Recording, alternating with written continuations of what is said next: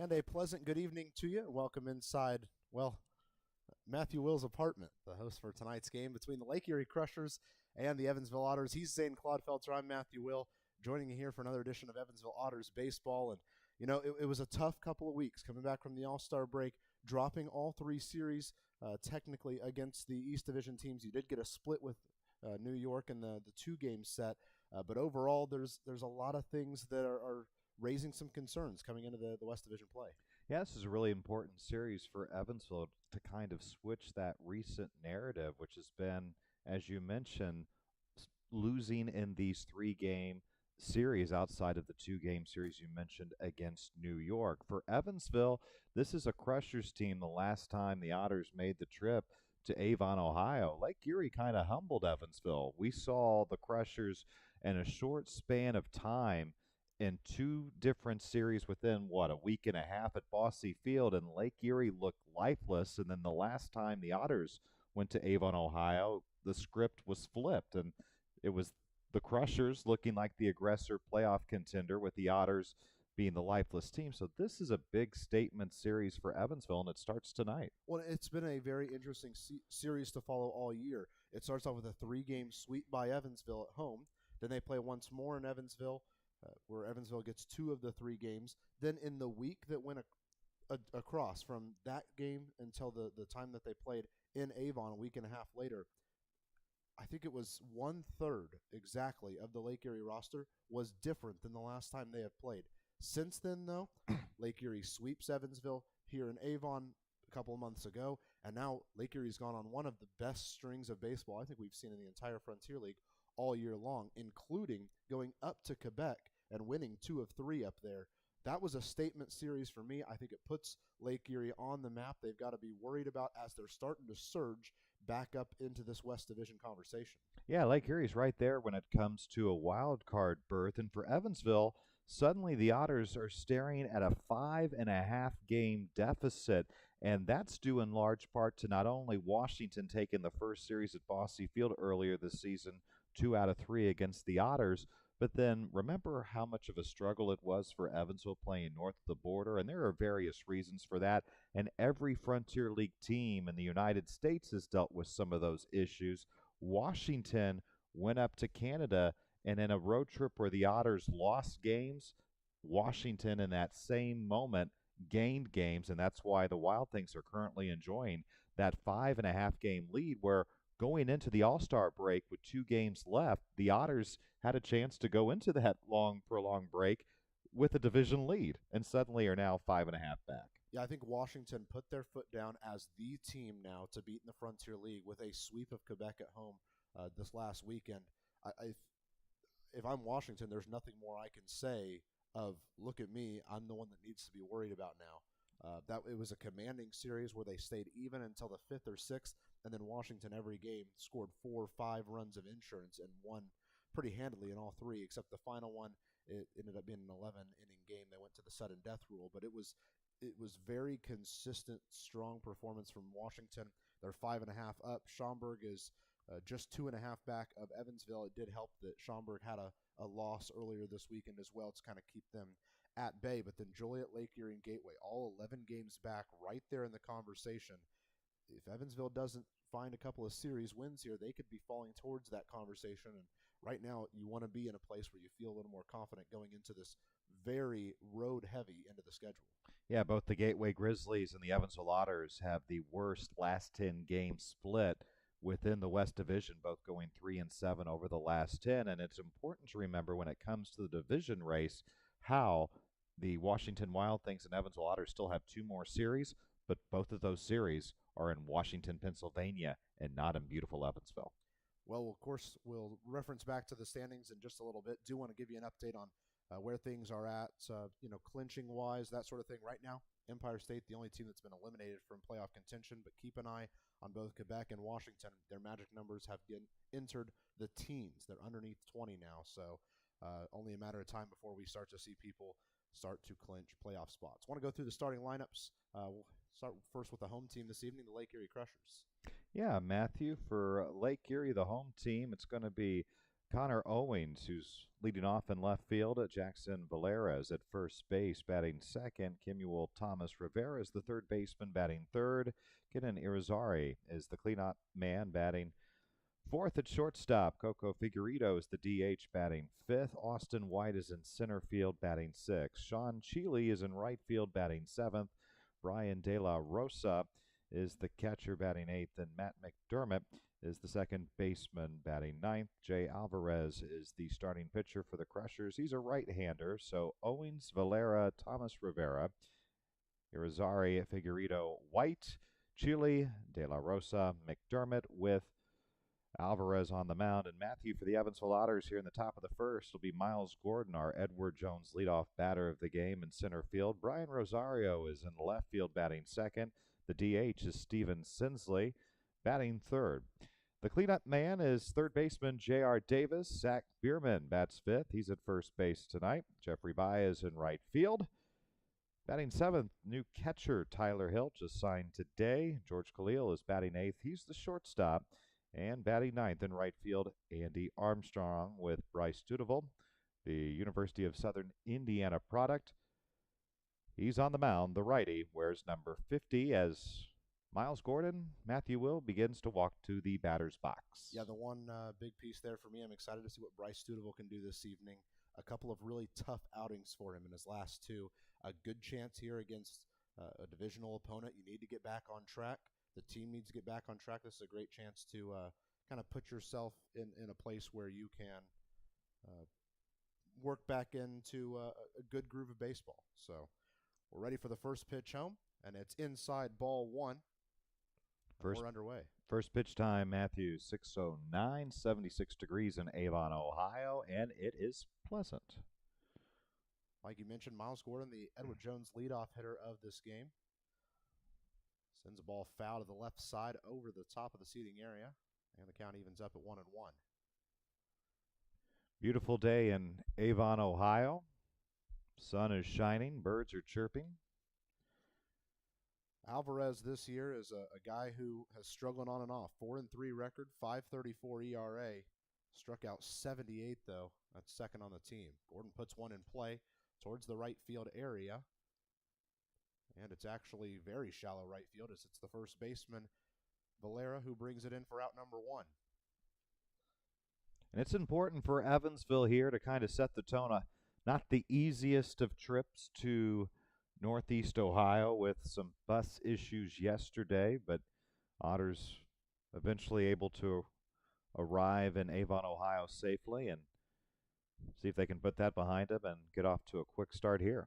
One of the most exciting Otters to watch recently has been Brian Rosario. Hopped into his first professional opportunity, and he was carrying an average over 700 in his first 4 games, but then he struggled on Sunday night, 0 for 5. He's going to stay in the 2-hole tonight and have an opportunity to find some positive momentum, but I've been rather pleased with what we've seen from Rosario thus far.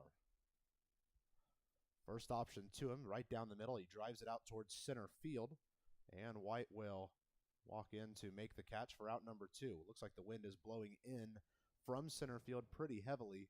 You got to keep an eye on this outfield. The turf is so well packed that anything that bounces near the warning track is almost surely a ground rule double. You don't hit triples in this ballpark. That's interesting, too, and something to keep in mind. As, home runs with that wind blowing on will come at a premium.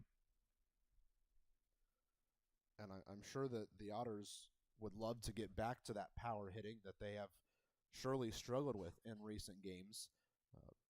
One of the big things that hopped off the page to me, from July 1st to 5th, the Otters hit 15 home runs. Since July 5th, they've only hit 4. We haven't had that many McMahon exterminations. No, we have not. Steven Sinsley, the owner of 2 of those 4 home runs, at the plate now, and sends a pitch right at the shortstop, Irizarry, who will make a nice play over to first in time for out number 3. It's 3 up, 3 down for the Otters. And after 1/2 inning, Otters 0, Lake Erie coming to bat right after this.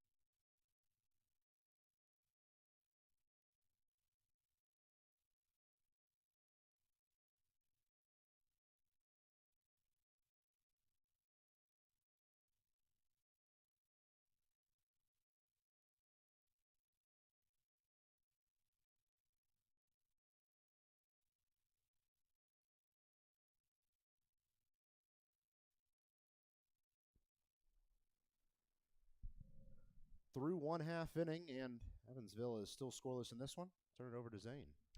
Evansville Otters baseball on the Otters Digital Network, brought to you by Working Distributors Evansville. Proud partner of Evansville Otters baseball. Great to have our friends from Working Distributors at the ballpark for a Thirsty Thursday last week. Despite all the rain that we encountered as we tried to get that game in with New York, just skies wouldn't clear for us in time. But despite the rain, we still had a good evening at the ballpark. I think just about everyone got to hang out for a couple hours, even though there wasn't baseball. So yeah, that's right, and enough cheeseburgers were consumed to make an evening of it. There you go. Well, we're ready for the bottom half of the first inning here. Connor Owings, Jackson Valera, and Kemuel Thomas Rivera due up. Jackson Valera is one of those very consistent power hitters who thrives in his own ballpark. Excited to see what he can do this evening, batting in the 2-hole. They're all facing Bryce Studeville, as you mentioned earlier, the former USI man. Struggled in his last 2 appearances, but do have to note, you called that Sussex County game, had a rough first inning, and then pitched 5 of probably the best we've seen all year. And the first pitch to Owings is driven down the right field line. It is grabbed by Baez out there and controlled to just keep it to a long single. And Matthew, our pitcher-catcher battery for the Evansville Otters, it's Bryce Studeville starting on the mound. Tyler Hill behind the plate, and that pitcher-catcher battery is powered by the Answer Auto Repair East. Find your battery needs at the Answer Auto Repair East, 2319 North Greenville Road. Give them a call at 812-475-9000. Tell them Zane from the Otters sent you, and Jay Alvarez and Brian De La Rosa that battery for the Lake Erie outfit. So a leadoff single for Connor Owings has Lake Erie in a position to right away threaten Bryce Studeville. Jackson Valera at the plate now. The first pitch heads home. Stays low, ball 1. Like you mentioned, new catcher behind the plate for the Otters this evening, Tyler Hill, just signed today. Hill is a longtime pro, spent a couple of years here in the independent ball field. He's actually played for Empire State a lot of this year before ending up in the Atlantic League for 5 or 6 games and now finding a home in Evansville. Well-traveled this summer. Yes, very well. Valera on the season enters this evening's contest with a solid batting average, sitting at the .311 mark. 76 hits for him. That leads the squad. Runner on first. Nobody out here in the bottom half of the first inning. Hanging ball, and there's going to be a stolen base opportunity. A late throw by Hill. Looked like he was scared to throw the ball because Valera was walking kind of in front of him, and because of it, it's a stolen base for Connor Owings. And I like the aggressiveness here from a Lake Erie standpoint because they know that Tyler Hill's a brand new catcher. At least, you know, he's a veteran playing, but he's a new catcher and when it comes to the Evansville approach. So why not test him early here in his Otters debut? Well, it seems like every single first inning, the Otters see an opponent steal a base on them or at least try a stolen base on them. And it's something that Evansville's had to work on. And I think Justin Felix has put himself in a great place now to defend against those. A ball laid out into right center field. Rounding third is going to be Connor Owings. There'll be a throw towards second. Are they going to get the man? Yes, they will. It's an RBI single, caught advancing for Jackson Valera. But just like that, Lake Erie is on the board here in the top or the bottom half of the first inning. Jackson Valera had quite the golfer's swing there to golf that out low part of the zone, maybe a couple inches above the plate, able to scoop it out and hit it into right center field. And an early lead for Lake Erie here. The Crushers with 3 hits already this inning. Well, and or 2 hits. That was the big concern for Bryce Studeville, as those first inning runs have been what have plagued him this year. And Lake Erie right away trying to hop on top of him. Lake Erie's wearing their home white jerseys. They've got black pinstripes all the way around them. Purple Crushers written across the front, and purple numbers on the front and back. Otters in their primary blue jerseys with the script Otters written across the front and white numbers on the back. Pitch comes home. It's hung up there in the zone, and it's driven through the middle for another base hit for Lake Erie. Back-to-back-to-back singles to start off this game. Yeah, so 3 base hits, as you mentioned, and they've all been hit in different parts of the zone. I just mentioned Jackson Valera's base hit. He golfed it out in low part. You mentioned that one there for Lake Erie. The most recent hit, being in the upper part of the zone. So really, the Crushers being aggressive here early, and as we've seen, that's been somewhat of the scouting report when facing Stouffville, is to attack him early before he settles in and gets into a rhythm. Well, and it now makes Baez's throw to second so important. They got the man there and did not allow a extra base runner. It could be 2-0 right now. Ball driven out towards left field. Rosario is going to drop back towards the warning track. And it looks like he'll bring it in for out number 2. That's an important one to get. Surprised to see Irizarry hit it that hard into the wind out there. This is a ballpark that left field does play a little bit deeper than right, and the tall wall does not help either. I believe it's 13, 14 feet out there. Be a big inning if Bryce can get out of this without giving up another run. 2 outs, bottom of the first inning. There's a man on first, and Lake Erie's got a 1-0 lead. Coco Figueredo making his way to the plate. He's the DH this evening. Plays a lot of shortstop for this team as well. He's batting .257 as we enter tonight's contest. Throw over to first is not quite in time, but it is a solid throw from Stouffville.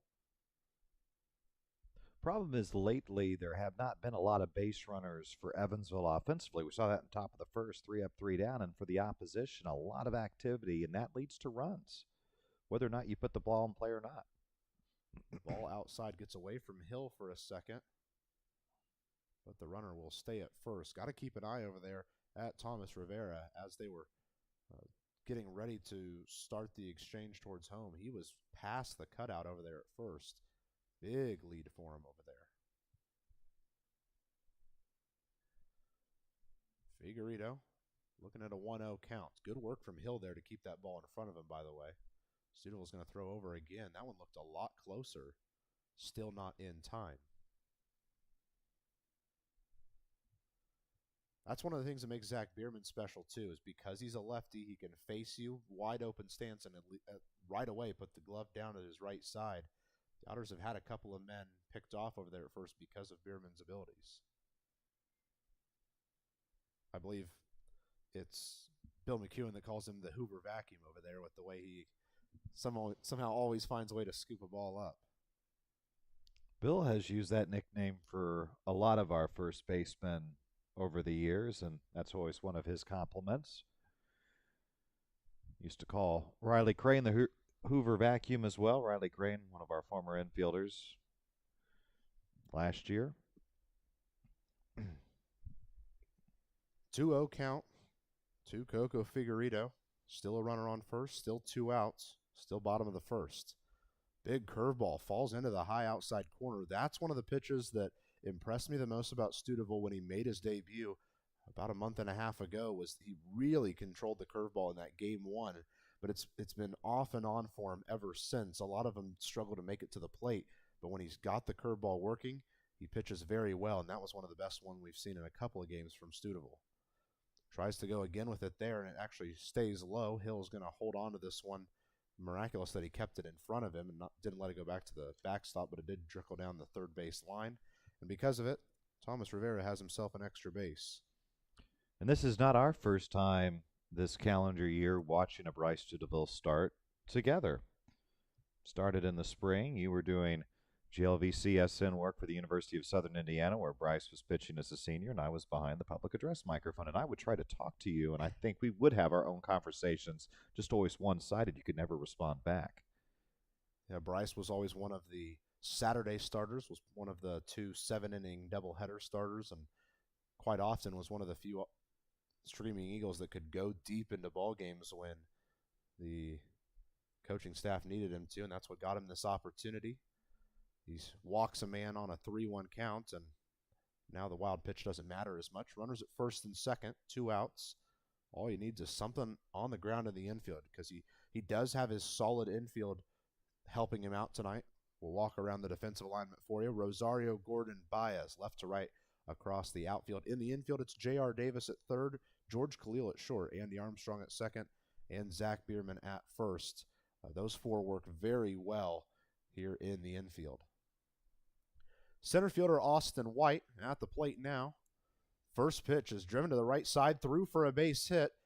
They are going to try to hold on to Rivera rounding third, and a good thing they did because Baez had a great throw in, but the bases are now loaded with 2 outs. That base hit by White was hit so hard that it got to the right fielder awfully quick to Jeffrey Baez. So really, as you mentioned, a smart play, because had Baez thrown home, I think the runner for Lake Erie would have been dead to rights and would have been tagged out for that final out, which you do not want to make in this situation. Trust the guy behind you. Bases are now loaded, and this is a big RBI opportunity for Lake Erie here in the first. Well, and it shows that Lake Erie does their homework, because Jeffrey Baez has gunned plenty of men down this year, from whether it be left or right. He's a dangerous man to try to run on. Curveball comes in for a high inside strike, and right away, Sean Shealy didn't love the call, but it was a nice pitch there from Studeville. For Sean Shealy, he shook his head like, okay, and that's a pitch where he probably regrets not swinging, because that would be one that he could have gotten a lot of power behind with his arms extended.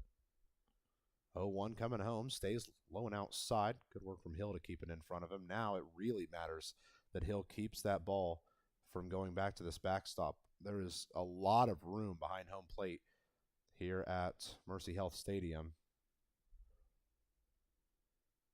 Right along I-80, by the way. A lot of traffic going to the right side of the ballpark. Another hanging curve, and that one is driven down the right field line, just foul, however.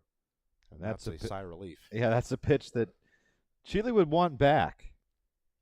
And I'm sure Bryce Studeville would want that pitch back as well, but he'll live with the result of just being a simple foul ball. Breeze has subsided a little bit. Now it's coming out of the right center field area, and certainly not as hard as it was at first pitch.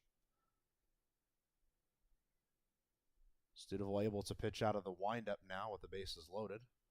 Options for the stretch, and the high outside fastball takes the count to 2-2.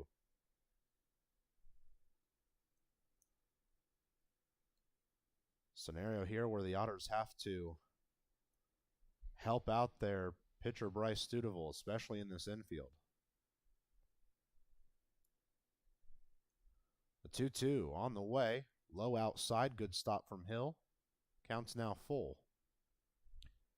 Now one of the most beautiful things in all of baseball, bases are loaded. It's a 3-2 count. All those runners are going to get a head start, and they'll all be in motion and symmetry together. Also means that if solid contact is made by Shealy, you could have 3 runs score on a certain play.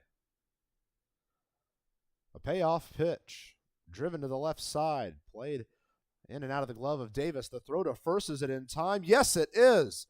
My goodness, and a man's thrown out.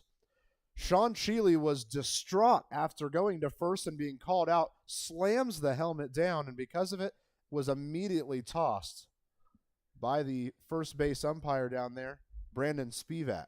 And here's the thing. I agree with Sean Shealy. I thought he was safe by a step, didn't you? Yeah, it looked safe. I thought for sure that a run was going to score there, and Spivak called him out and immediately was not going to take the backlash, as Shealy was very upset, slammed the helmet down, which we see a lot of players do, but I think he slammed it so aggressively it has excused him from the rest of this ball game. We'll have to see who comes in and plays right field now for Lake Erie. Good news is we've played through 1 inning. It's just 1-0. Bryce Studeville gets some help from his defense, and we head to the second. Otters down by 1.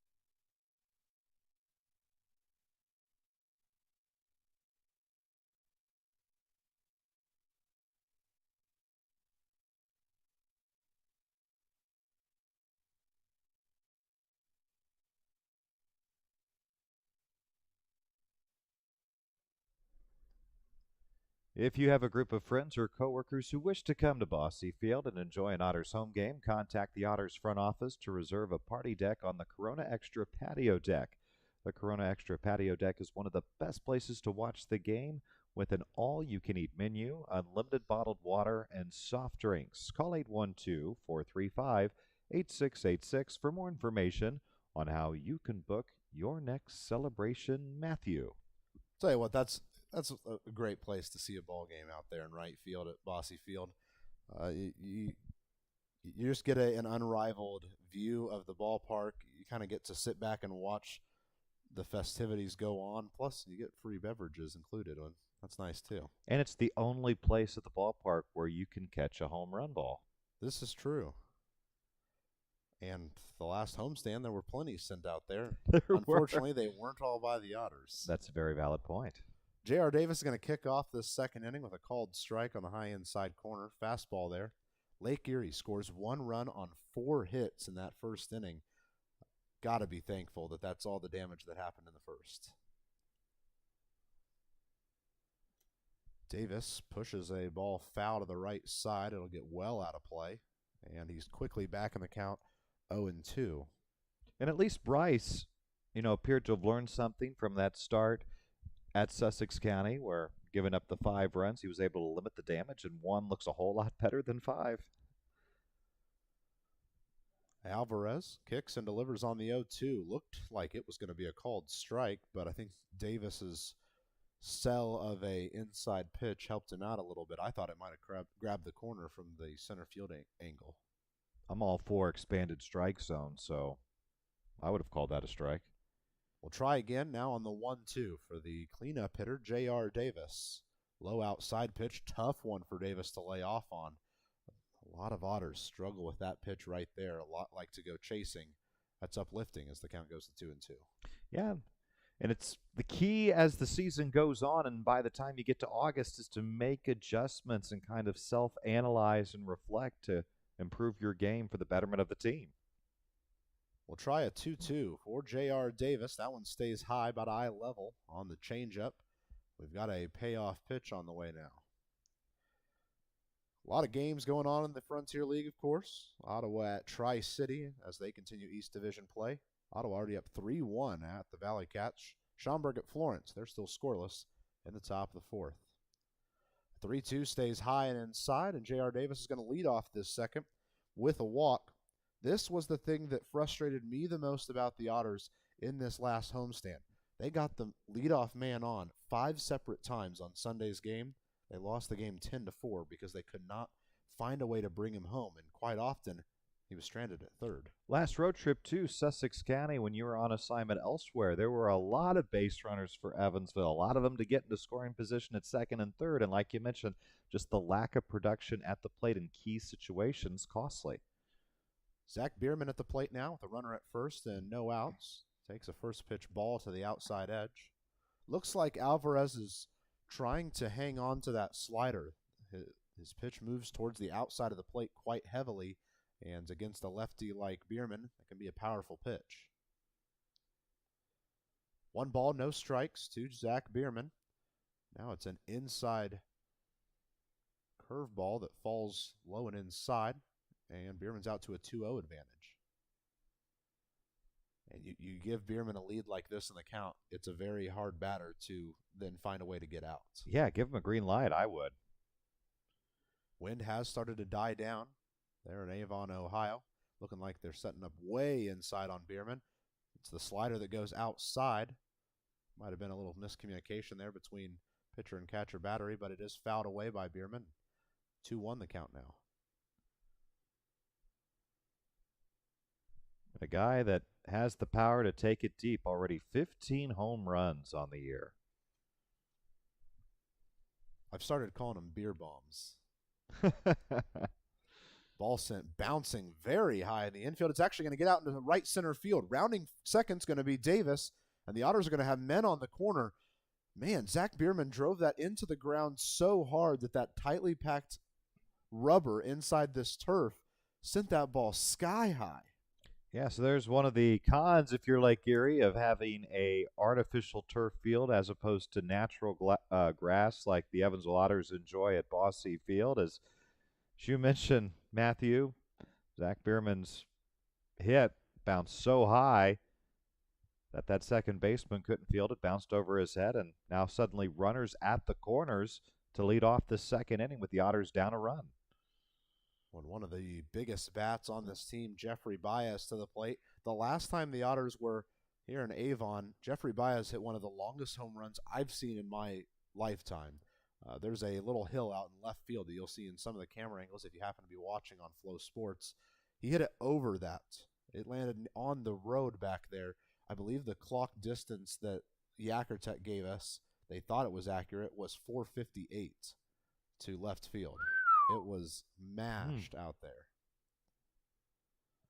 So Jeffrey Baez with a huge RBI opportunity here. 1-0 count, no outs, runners on the corners. Back-to-back pitches high and inside, and he's out to a 2-0 advantage.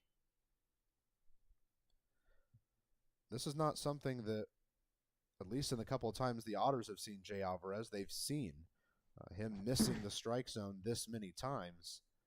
He does have 41 walks on the year, which is significantly the most on the team.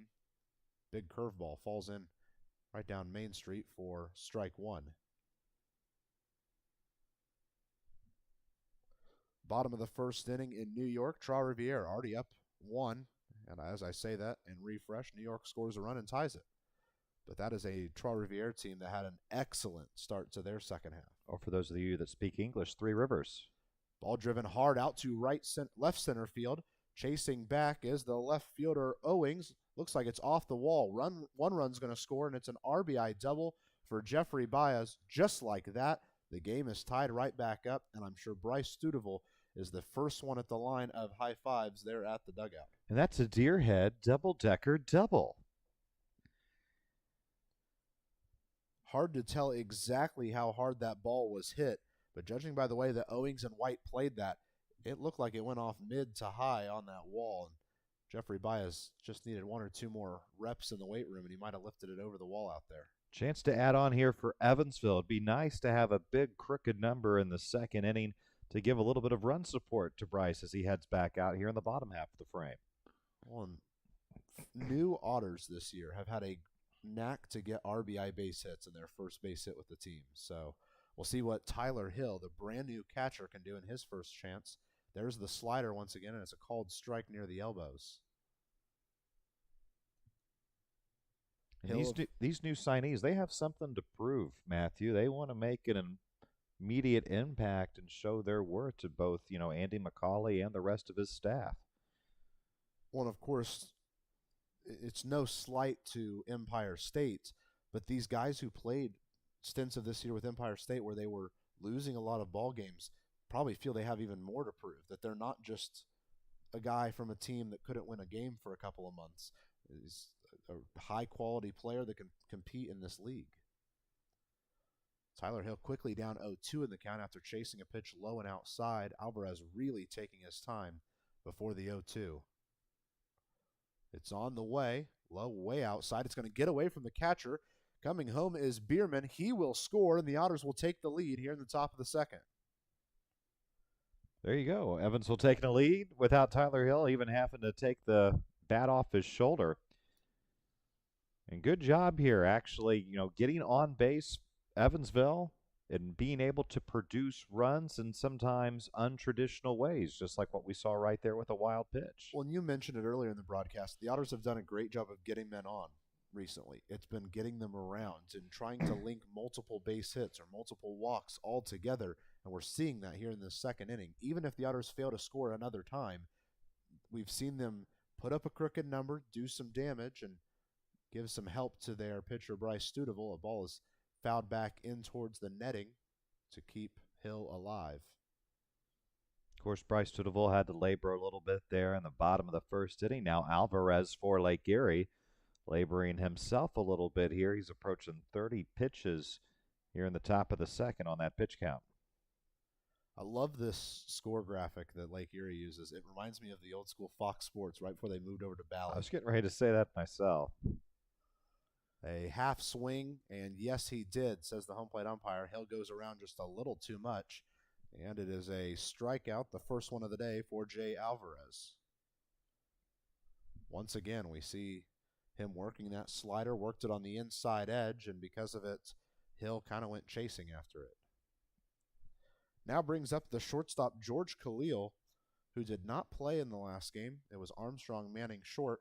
The last time Khalil played was on Saturday night, where he struck out all 5 at-bats, certainly wanting to get back on the hitting ways. And you have to appreciate Anna McCauley after George had a struggle on Saturday behind the plate, giving him a day off to kind of regroup, refresh, and see what he can do after an off day on Monday, 2 days off. Well, and of course, you love to have George Khalil in the lineup because of what his defense does for your team. One of the most exceptional shortstops almost every time he goes out there.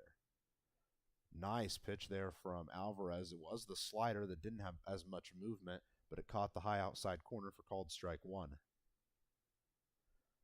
And all you need here is a deep fly ball or another wild pitch or pass ball. Just about everything can bring in the run, even a fielder's choice to certain parts of the infield. Just don't hit it on the left side of the infield. Once again, we see Alvarez bounce one in, and a good stop from catcher De La Rosa to keep it there. George Khalil ready on the 2-1. There's 1 out, runner at third. Evansville has already scored twice this half inning. Once again, Alvarez misses to the low outside corner. Khalil's way ahead in the count. Andy Armstrong on deck for Evansville. Wanted to walk around the defensive alignment for Lake Erie as well. Owings, White, Cheeley left to right across the outfield. Thomas Rivera at third, Rosario at short, Mcdermott at second, Jackson Valera playing first. A 3-1 to the shortstop, George Khalil. It's driven right back up the middle, through for a base hit, and another run will score. An RBI single for the Australian has given the Otters a 3-1 lead. Nice job by George Khalil there, and that brings up the 9-hole hitter, Andy Armstrong, and it's great because, you know, Andy Armstrong, in theory, kind of acts in this situation like a second leadoff man, where you have the actual Edward Jones leadoff batter of the game, Miles Gordon, now on deck, and it would be great if the Otters could keep this line moving offensively here in the second and allow that top third of the lineup another chance to bat here in this second inning. And the best part of it all was you didn't use an out on that RBI play. You were able to get something up the middle and keep this thing going. But the flip side is for Lake Erie, a ground ball, and then suddenly you're out of the threat here with a double play. First pitch to Andy Armstrong on the way now. Wow, catches the zone right at the knees. Nice pitch there from Alvarez. Been really pleased with Andy Armstrong down the stretch this year, batting .246, but a lot of the games he's picked up hits in his last 15, 20 games have been multi-hit opportunities. That's what's kept his batting average up there. 0-1 is driven back into the netting for a foul ball strike 2. And he's also a guy, too, Matthew, that has the ability to reach because he's very patient and able to draw some walks. He's walked 7 times already this year. Well, then he's not a 3, 4, 5-dimensional player. He's got so many characteristics to him. Lots of speed, an unreal bunting ability. We see him bunt for base hits probably once a series, I'd say, and not to mention his defensive abilities as well out there. 0-2 is again driven back into the netting, or over the top of the netting, and he stays even at 0-2. Alvarez already north of 30 pitches in this game. That has to be a win for Evansville. Get to the pitcher quickly. Hopefully you can sustain this in a couple of innings, get to the bullpen rather quickly, and make Lake Erie rely on their backup guys.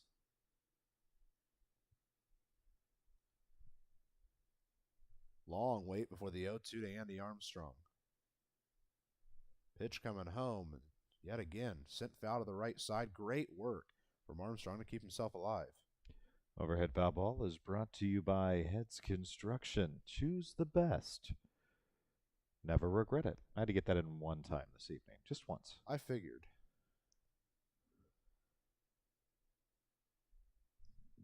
And I actually have a couple of changes across the defensive alignment. I forgot about the ejection there for a second.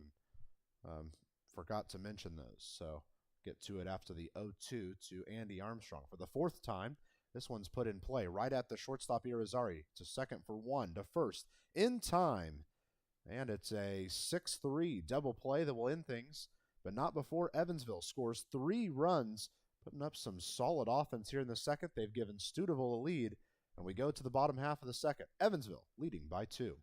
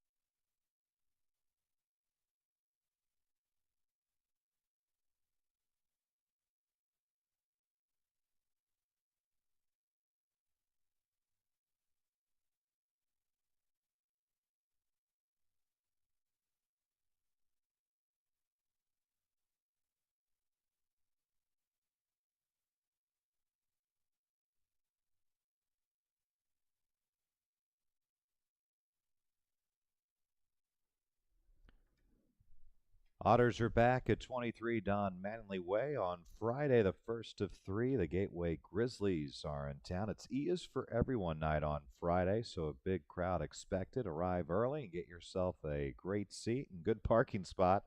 And then a game on Saturday night at 6:35 and a Dog Days of Summer Sunday, the 7th. And keep in mind, that's a 12:35 start time. Matthew? Kicking it off with the 8-9-1 hitters of Brian De La Rosa, Matt McDermott, and Connor Owings. Connor Owings, by the way, moved over to right field to take over for Sean Cheeley, who was ejected. Jake Gitter subs into the game and plays left. Gitter's going to fall into that 7-hole batting.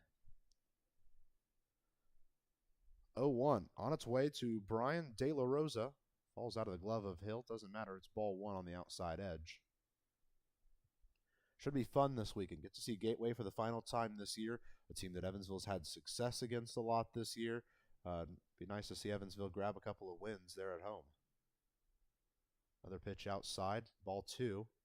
Steubenville behind in the count now, 2-1. And Friday, Saturday, Sunday, the only time in the next 2 weeks that the Otters will be playing at Bosse Field. Big curveball from Steubenville stays way high, ball 3. Because after Sunday, an off day next Monday, and then a 6-game road trip with stops in Crestwood, Illinois to take on Windy City and Joliet playing the Slammers. 3-1 is sent high and foul to the right side. Bierman's going to run that way, but it's going to get out of play.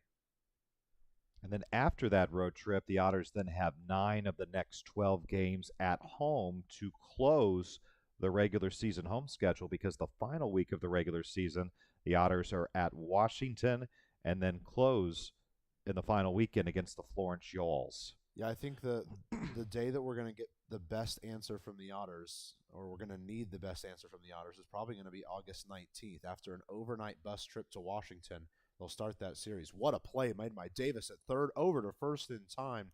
My goodness, J.R. Davis extends out there to make the grab on its way towards him. He makes it to his feet, shuffles the feet, and is able to still get it to Bierman at first in time for out number 1. J.R. Davis, a good guy to have on your team, and he played big-time college baseball for Oklahoma State in the Big 12. I mean, It seems like every year the Big 12 and the SEC seem to go back and forth when it comes to baseball superiority. Well, it's one of the things Bill has mentioned many times on our broadcasts here, and I began to notice it more and more.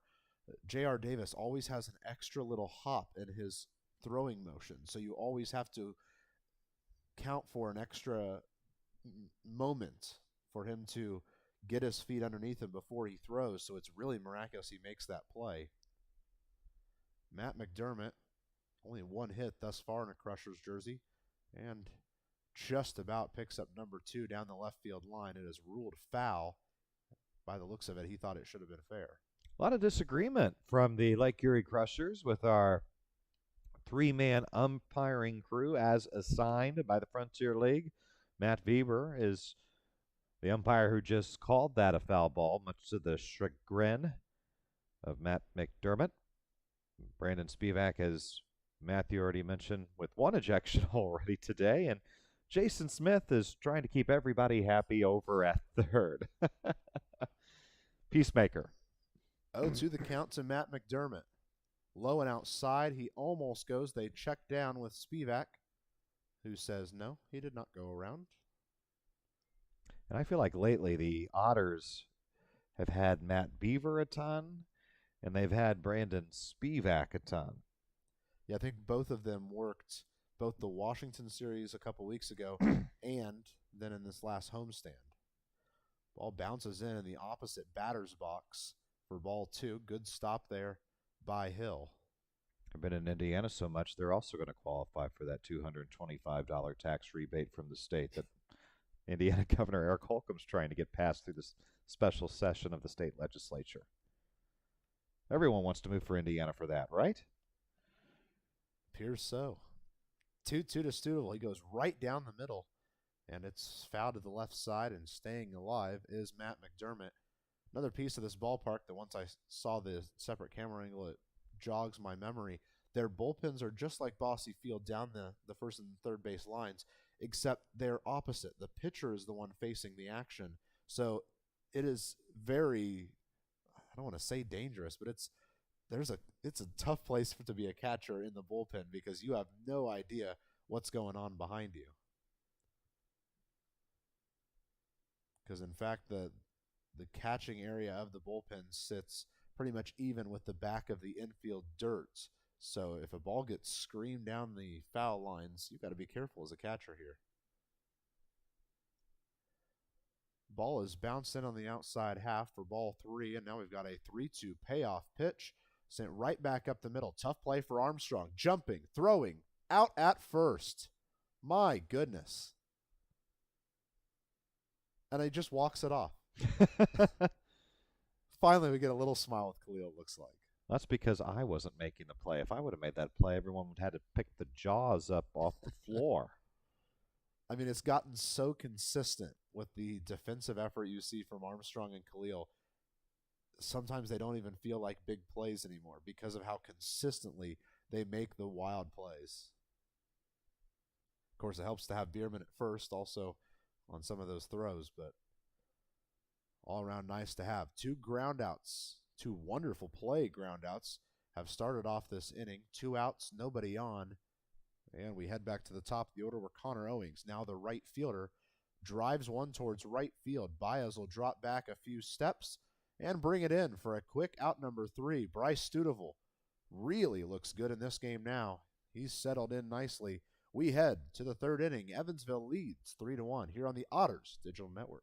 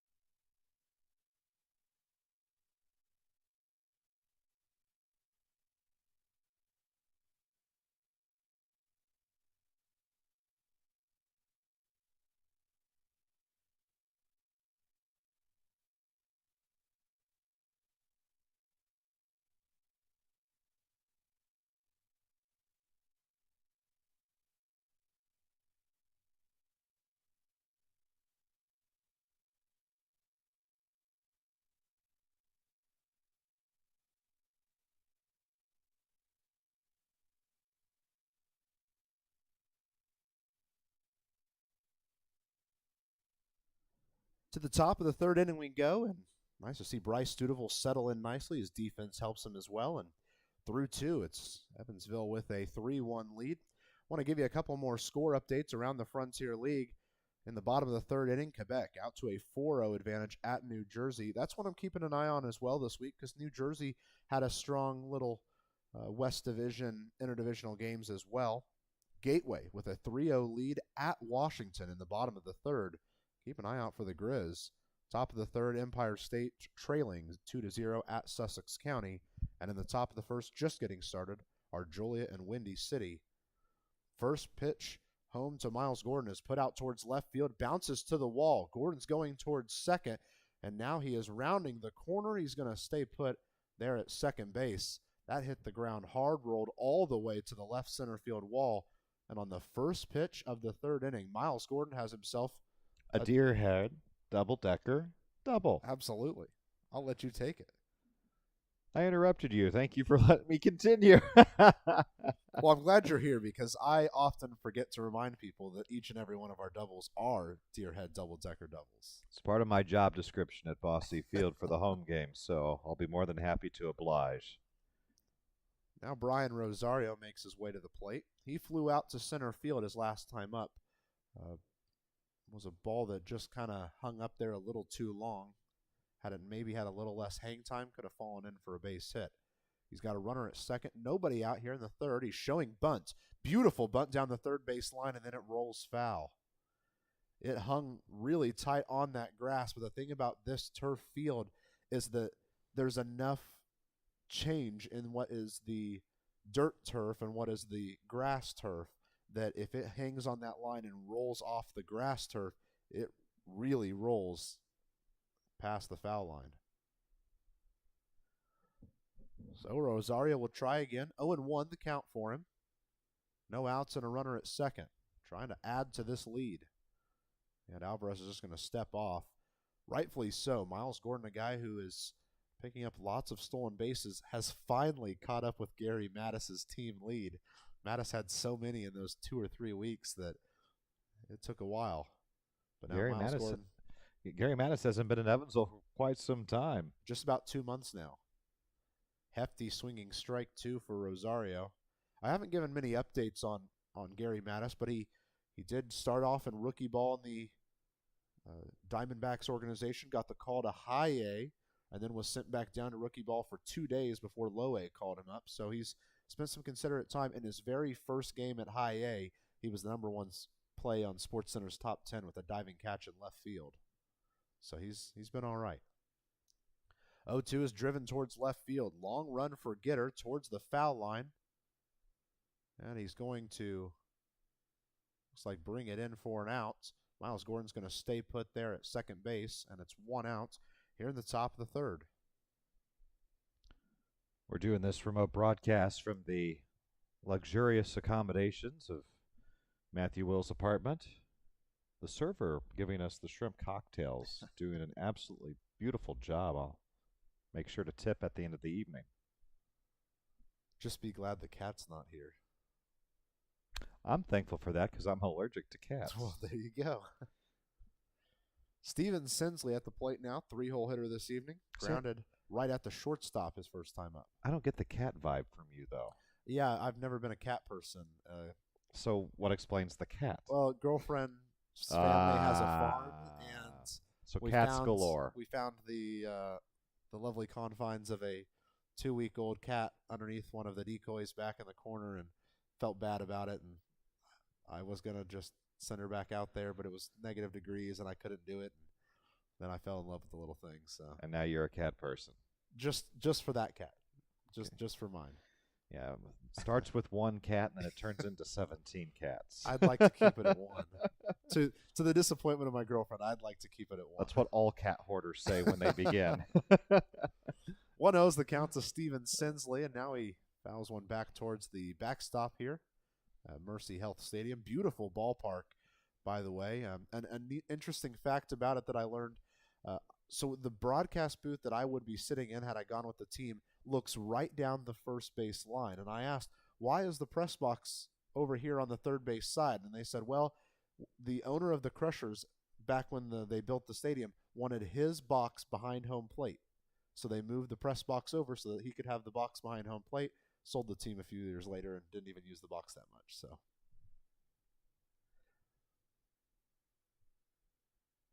right off the highway, though, it's out in right field. You can barely see I-80 going alongside this place. Kind of gives me the same vibes the backdrop does as Rent One Park, where former Frontier League team Southern Illinois used to play, because that too was along a major interstate thoroughfare, with Rent One Park being along I-57. 1-1 to Sinsley. Easy ball to lay off on the outside edge. Only difference is Rent One Park, there was a Menards beyond the right field wall and a miniature putt-putt golf course within the ballpark's footprint and a pavilion above the right field wall. So there's a difference there. Well, that's quite the attraction. Jason Garrett would always invite people who made the trip to Rent One Park to play mini golf with him. I never got one of those invites, though, despite all of the trips I'd made. So Tim Calderwood has played that putt-putt golf course. Man. Well, a shame I never got to visit there. We'll see if we can coax Southern Illinois into maybe a one-game exhibition. That's okay. The golf isn't worth it. 3-1 the count for Steven Sinsley. 1 out, 1 on, and a hefty swinging strike, too. And Matt Beaver, with his theatrics behind home plate, calls it a strike. Miles Gordon led off the inning with a first pitch double. He wanted to make it a triple, but couldn't quite haul for one extra base, but since then has been stranded there. 3-2 the count. Now for Steven Sinsley. Low inside. He's going to get himself a walk, and there's runners at first and second with just 1 out here in the third inning. Steven Sinsley really being patient there and allowing the Otters potentially to add on to this 3-1 lead here in the third. And if you're Alvarez, you're looking to kind of right the ship. It was such an easy first inning for him, retiring the Otters in order, and then the last 2 innings been anything but that. Yeah, he did that whole first inning in 6 pitches, and now has really just saw things get out of hand. And it's good to see Evansville finally being the team that gets to do that, as in their last 10 or 15 games, usually Evansville has been the victim of those big innings that run up a pitch count. This has not been a Zane Clodfelter half inning. No. First inning quite. was, though, for Alvarez. Yeah. You mix the top of the first and the bottom of the second, we've got one for you. Back at the plate is J.R. Davis. He's the one who kicked off the big second inning for the Otters with a walk. Came around to score on Jeffrey Baez's RBI double. Now he's got a chance with runners at first and second, 1 out, and an 0-1 count. Alvarez with a long glance towards Gordon. This is where we might see Gordon try to steal with a lefty at the plate, as then that makes the catcher have to throw around a guy, and Gordon likes his odds a little better with that. Ball outside, evens the count up at 1 ball, 1 strike. Clouds now, or not clouds, but shades starting to cover the entirety of the infield. The only sliver of sunlight is right on Alvarez right now.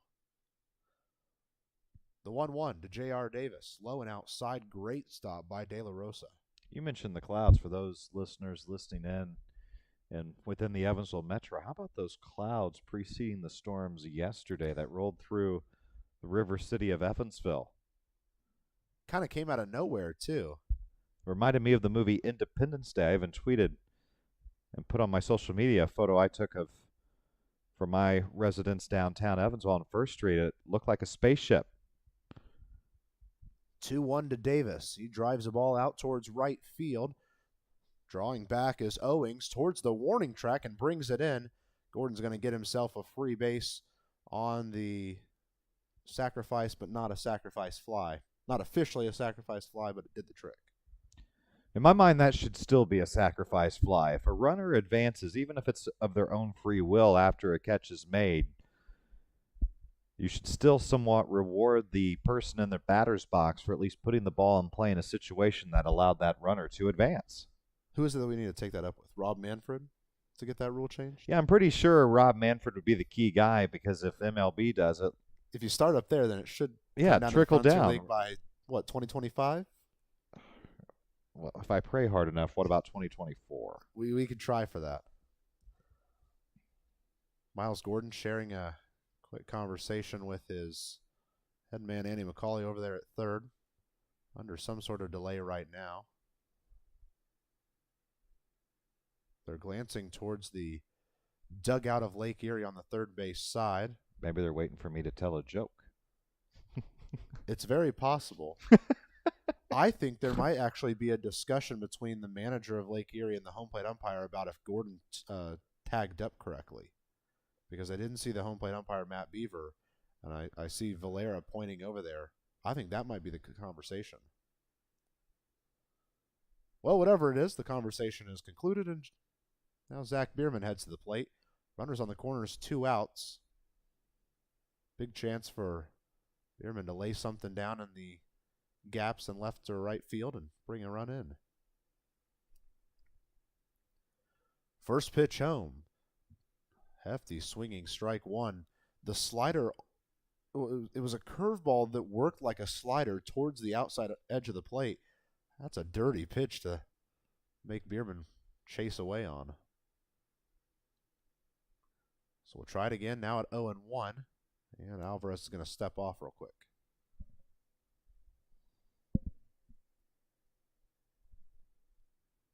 Two outs, runners on the corners. An 0-1 to Bierman. And it is just fouled back towards the backstop here. One of the many fields that is all turf. That's kind of how this whole West Division is. Bierman going to have to fight from behind. One of the best to bat with 0-2 counts. And he'll try it right here. Drives the ball to the left side. He's very frustrated. It's going to be shallow left field. Everyone's going to round and hope it drops. And it must have got out of play. And there is someone behind the camera overlooking the field in Avon, Ohio. It actually moved, but it moved about 10 seconds too late to actually follow the ball. It does look like the ball made its way into the third or fourth row and is going to give Bierman another chance. And judging by how frustrated he looked right after he made contact with that ball, I'm sure he's thankful for it.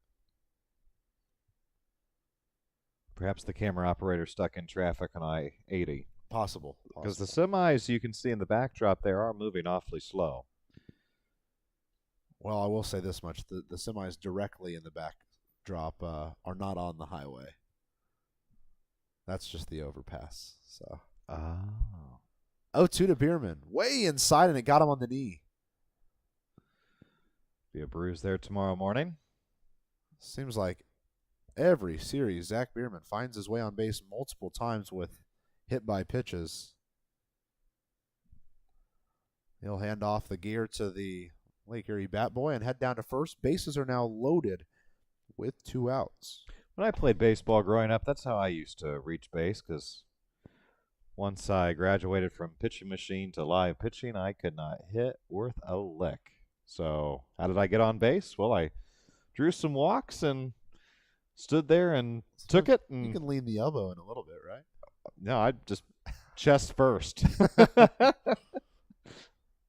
As long as it didn't stop the heart, I was able to get down to first base. So you're talking Happy Gilmore style. Oh, absolutely. I played lawyer ball. I negotiated with some of those pitches. Bases are now loaded with 2 outs for Jeffrey Baez. He was the first Otter to drive a run in, and now he could be the latest one. Ooh, big curveball there just fell under the bat of Baez. He liked the opportunity he had and swung right over the top of it. Swinging for a grand slam right there on that first pitch with the bases loaded. Baez with that RBI double in the second inning that evened the game at 1. Otters helped him out with grabbing 2 more. An 0-1, low and away. That's a great pitch to throw against Baez because a lot of times when he's got RBI chances, he gets the tingles in his fingers and chases after a ball like that. But for now, the count just evens up at 1-1. Still 2 outs, still bases loaded. Huge chance for the Otters. 1-1. High and outside, driven back into the netting. Baez will go pick up his laundry back there and toss it over. These are the opportunities, it feels like, for the last 2 weeks, Evansville has not cashed in on, and because those have been the games that they have seemed to pick up losses in. So after another foul ball, we'll get ready for the 2-out bases loaded opportunity for the right fielder, Jeffrey Baez. On the 1-2, driven down the left field line, and it must have stayed just a lick foul. Everyone's going to head back to where they were. Props to Zach Bierman. He was already halfway to third. He got a really good jump. I would say, judging by the camera angle now, that the bullpen got a little involved with that play. Yes, and maybe almost drilled. Might have. Just stretching out now. So once again, we'll try a 1-2 pitch to Jeffrey Baez. Bases remain loaded. 2 outs remain on the board. Still 3-1 in favor of the Otters. 1-2. Lifted out towards left field. This one's hit hard, but very shallow. And it's actually the third baseman who will drop back and help out. For out number 3, Otters load the bases, but cannot bring anybody home. We've played through 2.5.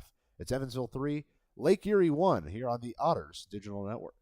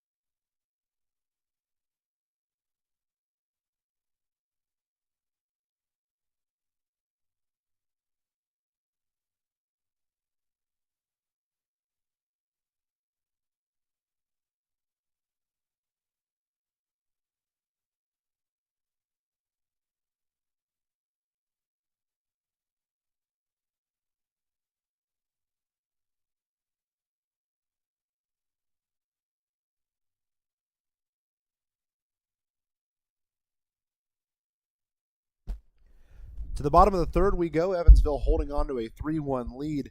I'll be honest with you, Zane, it kind of feels like a missed opportunity to load the bases and not be able to bring anyone home. Just at this point, hope the Otters are able to not let that come back and hurt them. Yeah, because momentum in baseball can be fickle, and now a big momentum swing back in the favor of Lake Erie by straining those 3. Bryce Studeville returns to the mound. hoping to pick up where he left off last half inning. 3 up, 3 down. Nice quick one. And he's starting off nicely here in the bottom half of the third with an 0-2 count on Jackson Valera, who's a hard-hitting first baseman.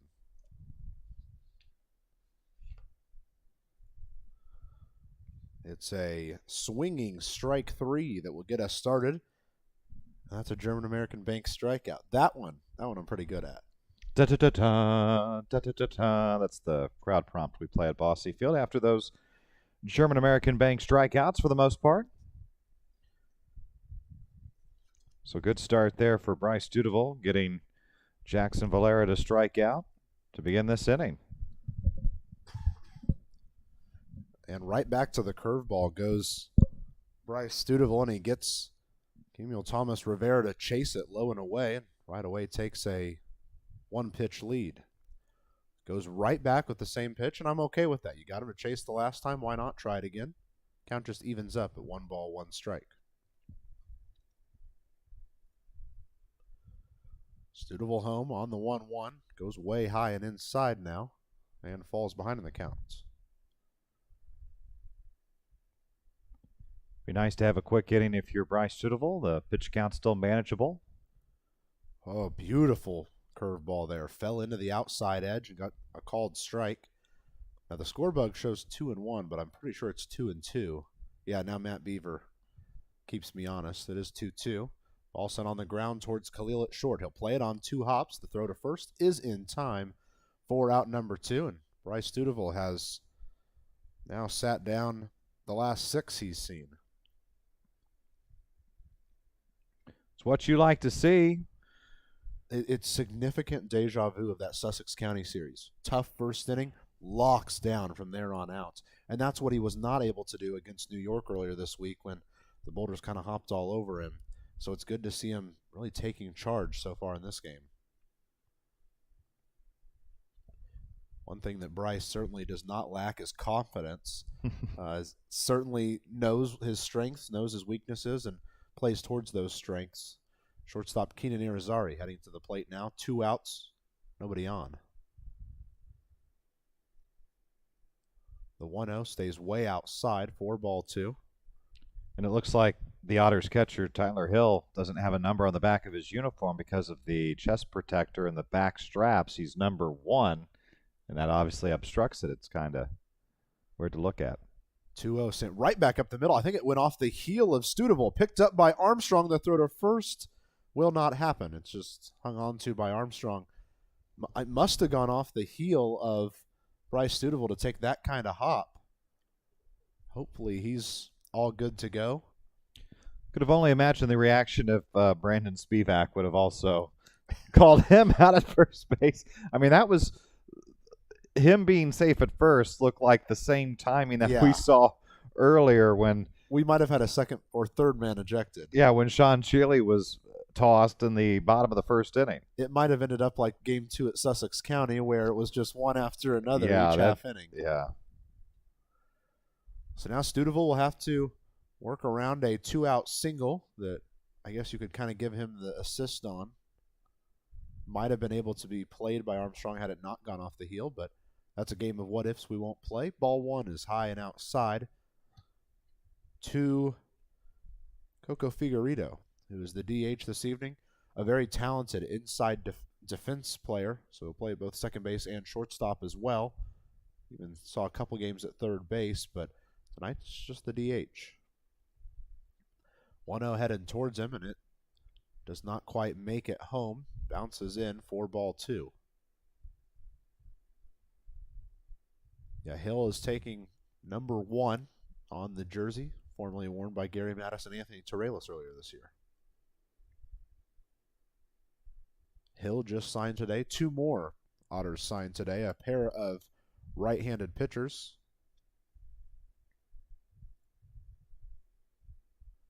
As Studeville get ready for the 2-0. That is a beautiful called strike right at the elbows.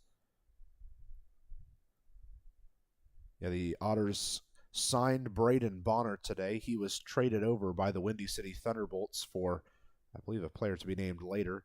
And then Zach Smith, another right-handed pitcher, was also signed today, formerly of the Missoula Paddleheads.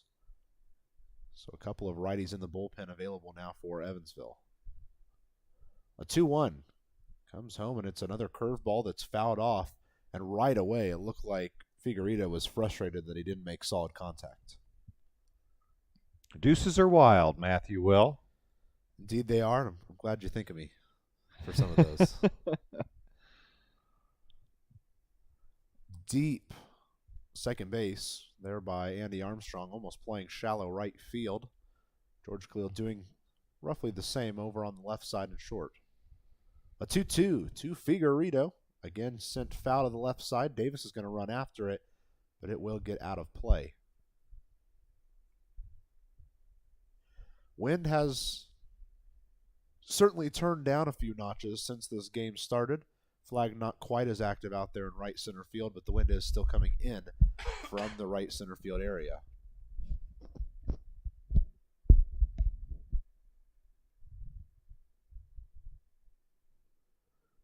Two on the outside edge, driven into right field, down for a base hit. Will be picked up by Baez. Runners will stay at first and second. And because of an unfortunate play off the heel of Studeville, Lake Erie's putting together a little bit of a 2-out rally here. Yeah, and a lot of times over the course of a season, 2-out hits really start to pile up and provide a difference in a lot of close contests. And I think this is going to be one where the score is not going to stay 3-1 for the rest of this contest. So both of these teams are going to need to add to the totals here. And Lake Erie now with the tying run on base, looking to have a big breakout inning here in the bottom of the third. Center fielder Austin White is making his way towards the plate now. Another lefty on this Lake Erie squad. There's 2 outs, 2 men on. Studeville's got a pitch to contact here. Trust his infield to help him out. Called strike on the outside edge gets things started. Austin White tried to keep the Lake Erie rally going a couple innings ago, but the ball was hit so hard at Jeffrey Baez that the third base coach decided to keep the man from going home. And because of it, it was not an RBI base hit for White. Pitch just misses on the outside edge to even things up at 1-1 for Austin White. Must get out here for Bryce Studeville. Not allow another man to score. Ooh, generous called strike on the inside edge. Certainly not one we've seen thus or very often in this game, but I'm sure Studeville will take it. Now ahead in the count 1-2. And consistency, Matthew, is really all that you ask for from an umpire when it comes to a 3.5-hour game. The 1-2, low and outside. Once again, good stop by Hill. Hill has an aggressive demeanor to him. Picks up that ball and stares down both men, kind of stomps at him a little bit as well. And, he's only had the one-man run on him, and because he didn't really have a great alley to throw at, he didn't get a good throw out there. We'll try again. Now on a 2-2. That one stays maybe chin or eye high on the inside edge, and the count is full. Huge pitch now for Bryce Studeville as he nears 60 pitches on the day.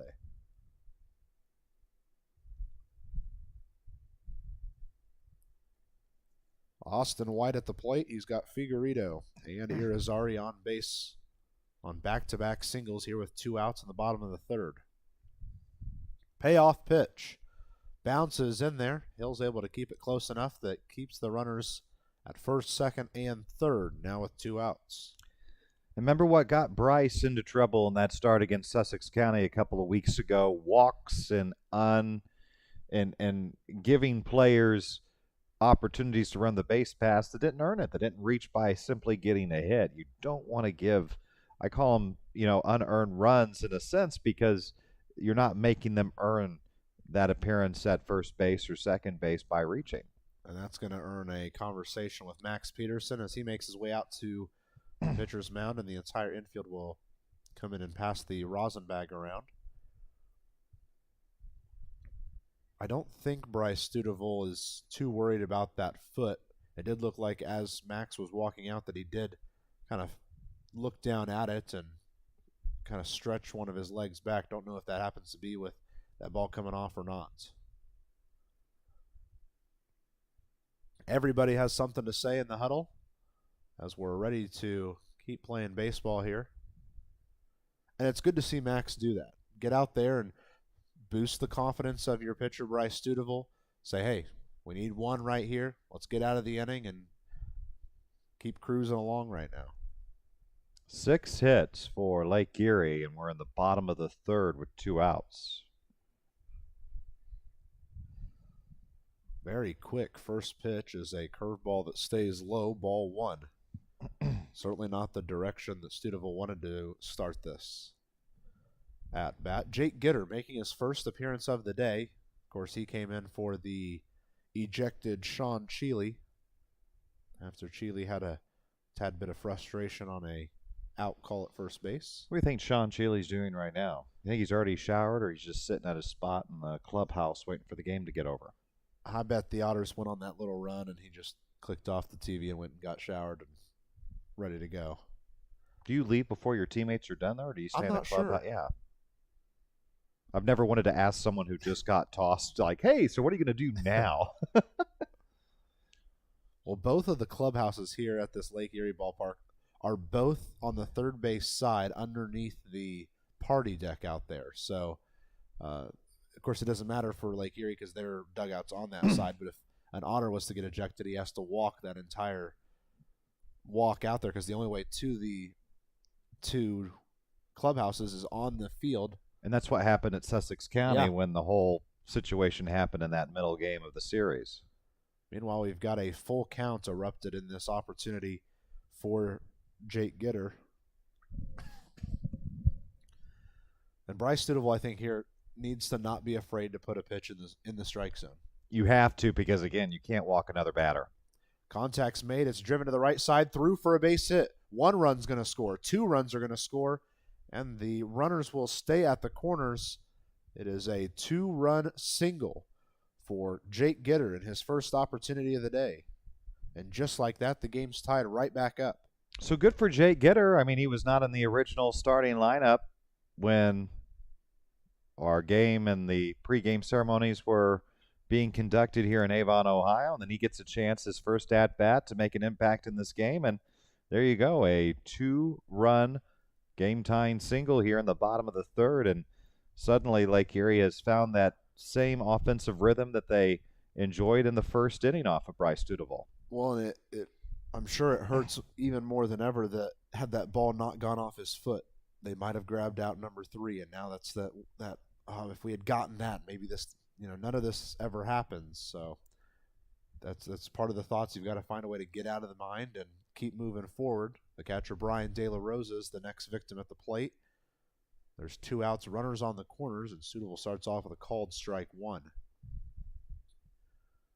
And the problem is this inning, which has already yielded 2 runs, started with 2 quick outs. Valera struck out and a ground out to shortstop, and then single, walk, now 2-run single. 1-1 coming home, and it's a curveball driven to the left side. Another base hit, another run scores. So Lake Erie taking a page out of the offense for dummies book, and that's linking base hits together, 1 by 1 by 1. And now both teams with crooked numbers here, and we're not even to the 4th inning yet. The Otters scoring 3 runs to take a 2-run lead in the 2nd inning, only now to see Lake Erie respond here in the bottom of the 3rd with 3 runs of its own. And the problem for Evansville is there's still a runner in scoring position, another runner then at first base here with this inning still ongoing. And I'm sure there's got to be some frustration there too. The offense, we went out there and got some runs, and then right back we give it right back to them, and that seemed to be the theme for the Otters in these last 10 or 15 games. Ever since that 9-game winning streak happened, the Otters have not won a series, and it's been because of a lot of innings like this. Big curveball gets a called strike or a swinging strike. Studeville certainly had the man fooled there. And without that 9-game winning streak, I know it's unfair to pick and choose what you're going to admit from a season. The Otters are a .500 team. being 9 games over 500 right now at 37-28. The 0-1 sent bouncing towards the third base side. Khalil's going to make a catch on it, throw to second for the 1 out they need. Finally, the inning comes to an end, but not before 4 base hits happen and give the Lake Erie Crushers 3 runs. They've taken a 4-3 lead. We've played through 3. Evansville has some work to do, behind in both the runs and hit categories here in this one.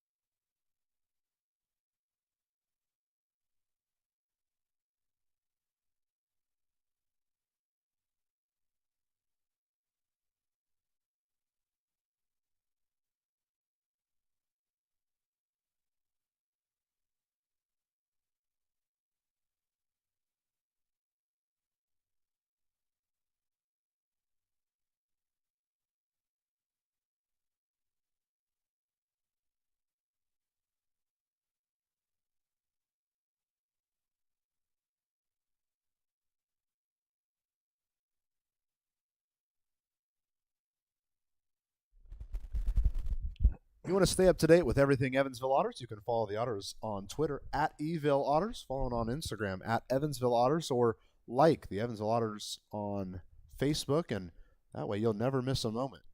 Game recap, series preview, game day posts, I mean, just about everything. That's the place to find it all. And at this point, I'd like to turn it over to Zane, who's going to take over things here as Lake Erie holding on to a 4-3 lead. Thanks, Matthew. Will, it is a 4-3 lead, as he mentioned, in Avon, Ohio. The Otters and Crushers, the first of 3 in our midweek series before the Otters are back at home this weekend against the Gateway Grizzlies. Final time the Otters and Grizzlies will hook up in the regular year. And good news for Evansville, who entered tonight's contest and series opener with a 37-28 record. Otters now once again getting into a swing of West Division opponents. And in fact, the rest of the way for Evansville will be against Western Division opponents. Good news for them, as the Otters have struggled this year against East Division foes. And the first pitch to Tyler Hill is a swing and a miss from Alvarez, strike 1. Of course, we'd like to see the Otters play the East Division at least one more time this year. Yeah, and hopefully play a little bit better, because that would be the Frontier League Championship Series when that would happen. Next pitch to Tyler Hill is swung on and miss, a fastball 0-2. So it'll be interesting to see how the East Division plays out amongst itself as the Otters try to take care of business here in the West to solidify a playoff berth a month from now. And a check swing and an appeal over to first base, and our first base umpire, who has been awfully busy so far today, says no, Tyler Hill didn't go. That umpire being Brandon Spivak, who's already thrown out Lake Erie Sean Cheeley in the first inning. But there is a swing and a miss on a pitch low and away, and Tyler Hill, the first casualty of the 4th inning for Evansville, on a strikeout. 4-3, Lake Erie on top here in the top of the 4th. The game that has had a couple of crooked numbers. I mentioned that last half inning with Evansville scoring 3 runs in the top of the 2nd, only for Lake Erie to bounce back with 3 runs in the bottom of the 3rd. And don't forget, Lake Erie had that first run in the bottom half of that first inning. 4-8-0 for Lake Erie, 3-4-0 for the Otters. And now George Khalil up to bat. He's 1 for 1 today, Matthew, with an RBI already driven in. Man, that's got to increase the confidence so much after a really tough outing Saturday night. Glad to see that for George.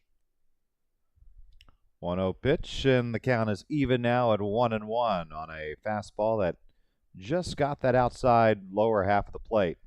Yeah, Beaver has started to favor that outside edge, giving both Alvarez and Studeville some called strikes out there. 1-1 count. Alvarez deals to Khalil, and it's a swing and a miss. Looked like maybe a slider. Starts in on the inner part of the zone and of the plate, and then by the time it hits the catcher's glove on that outside half. Now a 1-2 count from Alvarez to Khalil, and he fouls this out of play. Overhead foul ball. Brought to you by Heads Construction. Matthew Will, choose the best. Never regret it.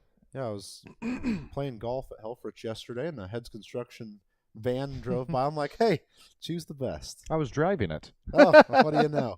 It's a part of our deal. I make those announcements. They give me a free car with their branding on it. The 1-2 pitch is taken, a fastball, strike 3 called. So 2 strikeouts here in the 4th inning for Alvarez as Hill struck out looking and Khalil strikes out swinging. So it's now up to Andy Armstrong to avoid being the 3rd strikeout, and 3 chances for Alvarez here in the 4th. It's been 2 really tough innings for Alvarez. Just to see him come out here in the 4th inning and start this way, incredibly impressive.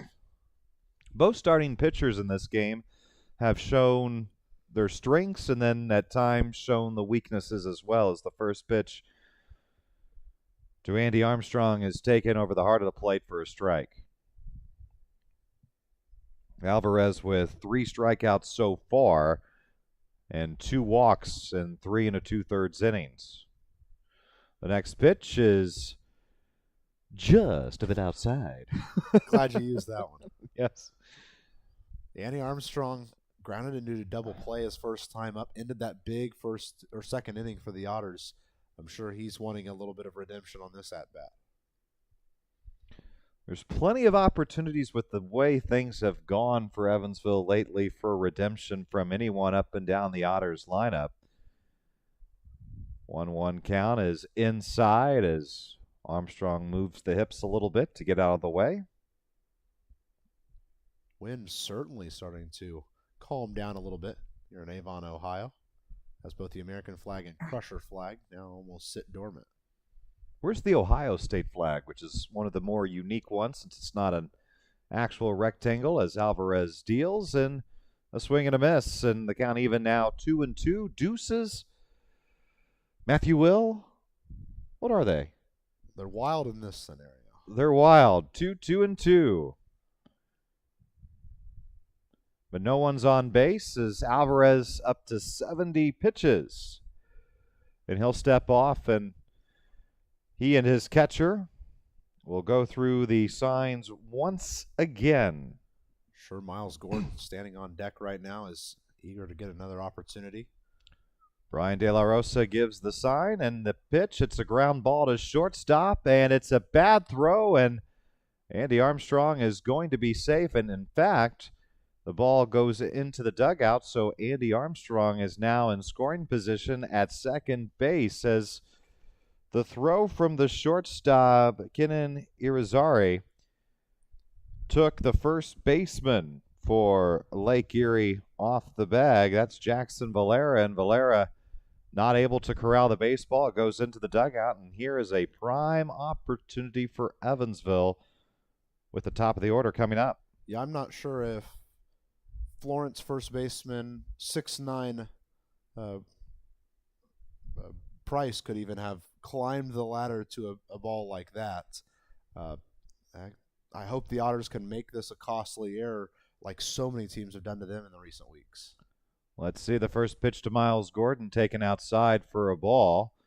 Miles Gordon already today 1 for 2, and he does have a deer-head double-decker double, so perhaps he could get a second deer-head double-decker double here and switch spots with Andy Armstrong, who's at second base with 2 outs. The Otters trailing 4-3 here in the 4th. The next pitch from Alvarez on its way, and this is a high fly ball to the outfield and making a sliding catch, a really impressive play in right field there by Connor Owings, who slides and makes the catch, and the Otters strand a runner in scoring position. We're going to the bottom half of the fourth. Lake Erie leads 4-3 on the Otters Digital Network.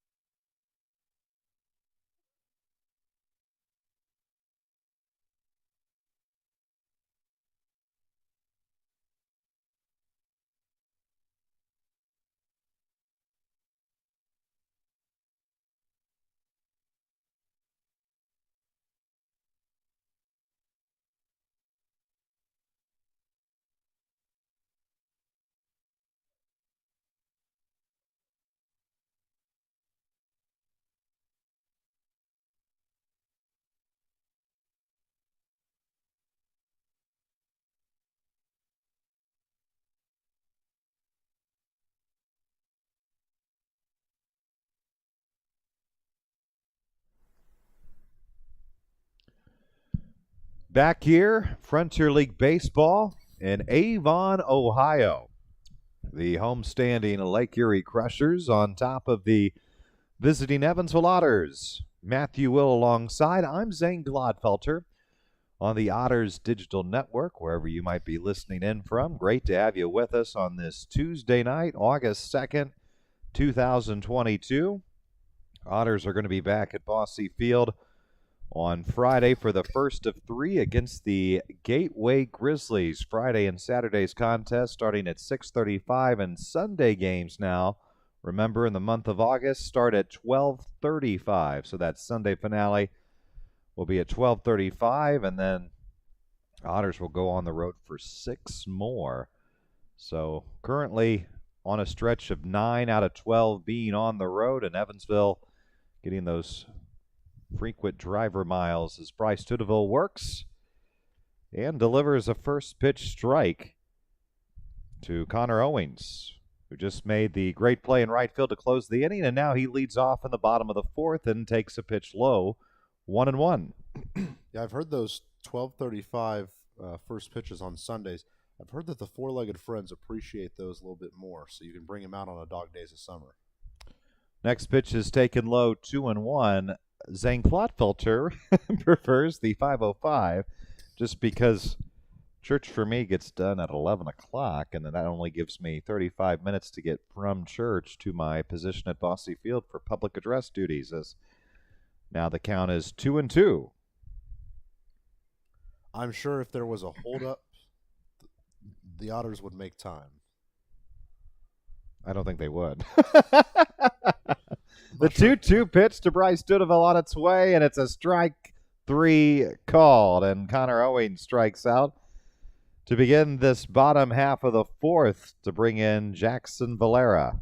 That's a German-American bank strikeout, and that's the second time I think all game that curveball has looked really dangerous by Bryce Tudeville.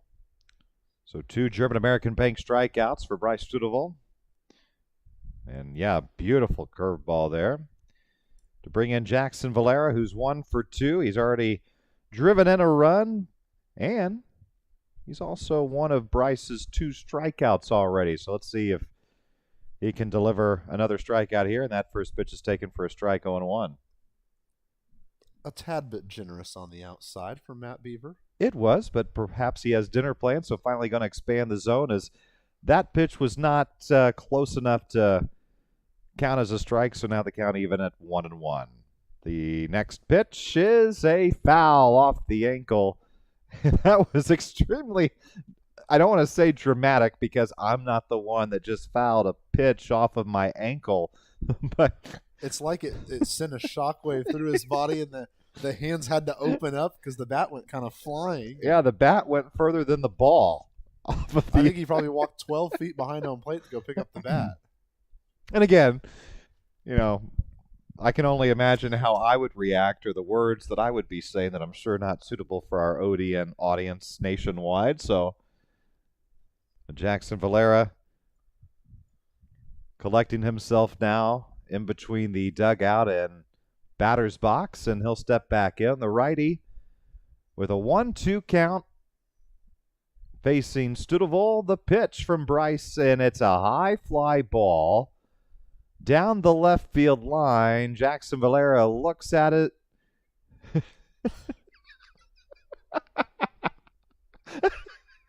I'm laughing because, Matthew, Will, and I are both having to guess on fly balls down both the left and right field line. And I'm sure after the ball cratered into the ground in foul territory, the camera operator on our remote stream panned the camera over to show the crowd the next pitch is taken for a ball. It's 2-2. Well, judging by where the kid was running around on the hill, it looked like it was in foul territory. So maybe he had just picked it up and ran back over, but that couldn't have missed by too much. So a 2-2 count. Jackson Valera awaits the pitch from Bryce Studeville. It's on its way, and it's a swing, but foul. So on a pitch that was in the turf, Jackson Valera showing his aggressiveness in terms of trying to find something to his liking. And I believe Matt Beaver's run out of baseballs. He has. Great time to let you know that in the bottom of the sixth inning, Tri-Cities come from a 3-1 deficit to a 7-3 lead against Ottawa. That'd be a big win for Tri-City. And they're catching their second win after a lengthy bus trip from Evansville back to their neck of the woods. And the next pitch to Jackson Valera is skied a mile high, and it's a can of corn for the third baseman for Evansville, that being J.R. Davis this beautiful Tuesday night. That's got to be one of the most interesting at-bats I've seen in some time. We went from a crazy swinging strike, or I guess we went from a outside pitch called a strike, then just a tad bit more outside called ball, then to a foul off the ankle that sends the bat flying to a maybe that's a home run, and then it all ends with a pop fly. That brings in Kenan Irizarry.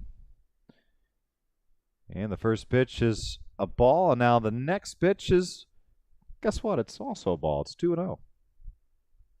Close opportunity there was surprised we didn't even see Hill option down to the first base side to ask if that was a swing.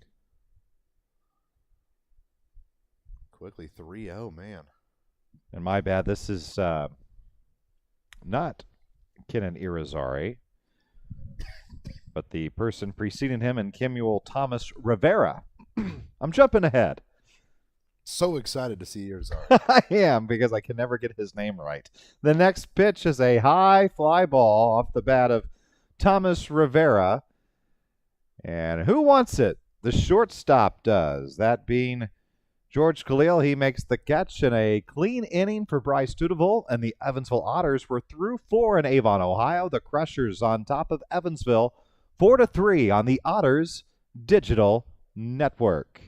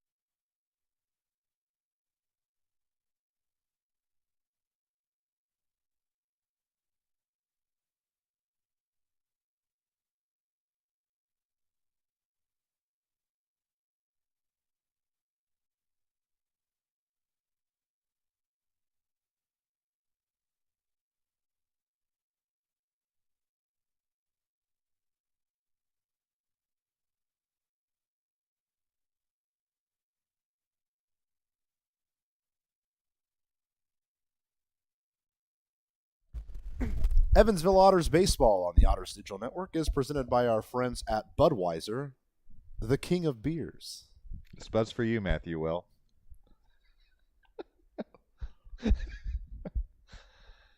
Back here in beautiful Avon, Ohio, and we're not in Avon, Ohio. We're in beautiful Matthew Will's apartment. Not quite as beautiful as Avon, Ohio. No, I was calling you beautiful, not the apartment. I think I'd prefer the low 70s light breeze in Avon tonight. Yeah, no, and the low humidity, because the dew point, you said 60 degrees today, that dew point, which I learned from Wayne Hart years ago. If it's under 65, it's going to be pretty pleasant.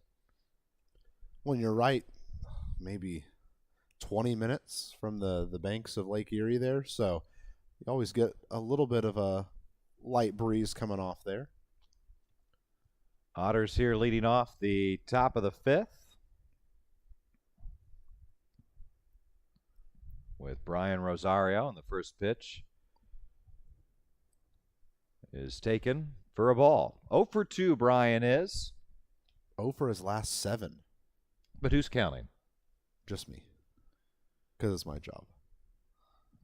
The 1-0 pitch from Alvarez. Pitch number 76 inside, 2-0. Matthew, I know our chat on our live stream is active. A lot of people listening in. Do we have anybody in particular you'd like to say hello to? Well, just like always, we've got Debbie Grunow in here, and says she's going to be at the Cardinals games all weekend, but still be listening in. Bring me back a bobblehead, Debbie. That next pitch is a hit by pitch, and a leadoff man is on for Evansville, Brian Rosario. He's at first base. Yeah, the Cardinals giving away Joe Torre bobbleheads on Saturday. So, Debbie, I am jealous. I would like to get a Joe Torre bobblehead myself, but the Otters are calling, so I got to answer. Also have Nicole Edwards in here, Jeremy Gibson, Austin, and I believe the Wills are listening as well. And the Clodfelters are as well. Chris and Kimberly, who finally got their power back in Evansville after a good, 12, 14, 16 hours. That was quite the storm last night. And it lasted into the night. And I never lost power living downtown on First Street, but the lights did flicker once or twice, which was extremely concerning for me. So after Rosario was hit by a pitch, we now have Steven Sinsley. And the first pitch he sees, he swings and misses. He's 0 for 1, but he did walk earlier today as well. Steven Sinsley has impressed me this year with the amount of walks he's taken now. Worked it all the way up to 39. That's second highest on the team. The 0-1 pitch. Steven Sinsley takes a called strike, now suddenly behind in the count to Alvarez. 0-2. You've maybe got a new friend here in the chat. Debbie says that Greg does not like the cards, so you can have his bobblehead. Debbie is my star of the game, regardless what happens the rest of this evening. And I'm glad Greg doesn't like the Cardinals for me to benefit. Thank you, Debbie. Looking forward to that. How about that? Hey, good things come to those who ask, right? Oh, no. It's Nick Odo. Hey, so that's an inside joke with Schomburg's catcher. Our freeze froze for just a quick second, but it is now 1-2. And good for Nick Odo. He's now the all-time games played leader for Schaumburg. No, it seems like he's been there since I started at the Otters, my first year being 2011. The 1-2 to Steven Sinsley is outside. 2-2. The count is even. Really impressed with Alvarez's slider tonight. It has so much horizontal movement to it that it runs a long ways away. There's a lot of lefties that are going to chase that ball. So Alvarez trying to get through this fifth inning so he can factor into the decision. And right now, if he's able to get through the fifth, he would be in line for a win. But he needs to get 3 more outs, and now the count runs full to Steven Sinsley. And this is not the way to earn your manager's trust to stay in the game. This has been something that Steven Sinsley has done exceptionally with in the last month, I'd say. It is falling behind in the count early, but then really staying patient, working himself back. Now, yes, he's taken a couple of called strike threes, but he's got a lot of walks because he's just making the pitcher come to him. The 3-2 pitch is strike three called, and now a throw down to second. The runner is safe, so Rosario steals second as Steven Sinsley strikes out, and I don't think the Wills were listening, because if you've noticed on our little flow chart, Matthew, since I've taken over play-by-play, our approval ratings have dipped. We've lost a couple of viewers, so I think the Wills have tuned out, but they'll be back in the 7th when Matthew's back behind play-by-play, right? I'm sure they're still here. Well, I know my parents didn't tune out the moment I started talking, so it's not them. That'll now bring in J.R. Davis, runner in scoring position. That's Rosario at second. One down here in the top of the 5th with Lake Erie leading 4-3, and that first pitch is taken low and outside for a ball 1-0. Look, two more just tuned out. We're trying to set a record here for futility. We've got to ignore the haters, Zane. It's really hard for me to do that, though. You're more humble. They could be Lake Erie fans upset with the stolen base there. Or us spitting facts. The next pitch is fouled back 1-1. We could have had an avid fan of Sean Cheely on the broadcast, and now that he's been ejected, there's not really a point in listening, I guess, if you only tuned in for him. It's a very valid point.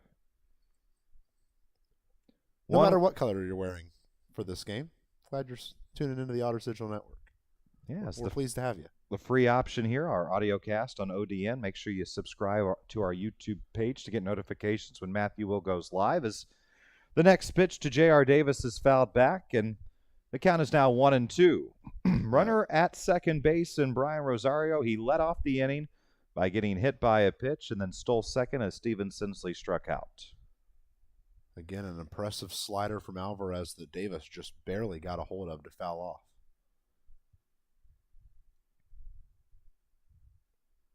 Alvarez has the signing at once from De La Rosa, his catcher. He looks to second. Now pitches upstairs, 2-2. Certainly not the intention there from Alvarez. Looked like it wanted to be a curveball on the outside edge, and it just got away from him on the release. Now Davis just has to make him pay for it. Is some action in the Lake Erie bullpen again, trying to get Alvarez through this 5th inning so he can qualify for the win, but that next pitch is taken into the dirt and appeal, and no swing, so suddenly the count runs full. 3-2. Zach Bierman, by the way, is the batter on deck. He is 1 for 1 today. One of the Otters' 4 hits. 3-4-0 for Evansville, 4-8-1 for Lake Erie. The Otters' 3 runs coming all in the 2nd inning. Alvarez fires to J.R. Davis. Inside, strike 3 called, and J.R. Davis is very disappointed, and he needs to watch out because we've already seen 1 ejection, and now J.R. Davis looks to the heavens to ask how on earth it could be seen as a strike. And as he awaits the response from God, Zach Bierman will step into the batter's box. That's a tough one to take. Davis just has to turn away from it and progress along now. Good self-control from J.R. Davis. He did. He said something and then got a response back, then turned back again before making his way to the Otters dugout. But he is desperately needed for the Otters here for the rest of this game. So glad he's still in as Zach Bierman with a foul ball. That one didn't get nearly as much height as his last one. It did not. Might have hit his last foul ball was, I think, almost at the International Space Station. Just about. We mentioned he's 1 for 1. He singled earlier, scored a run. And there is a runner in scoring position for Zach Bierman here in the top of the 5th. The Otters are trailing 4-3. Alvarez at 90 pitches here in the 5th. 2 are away. Trying to leave with a winning decision. The delivery And this is a high fly ball to right center field, and this is going to get down and go to the wall. So Zach Bierman is now heading for third.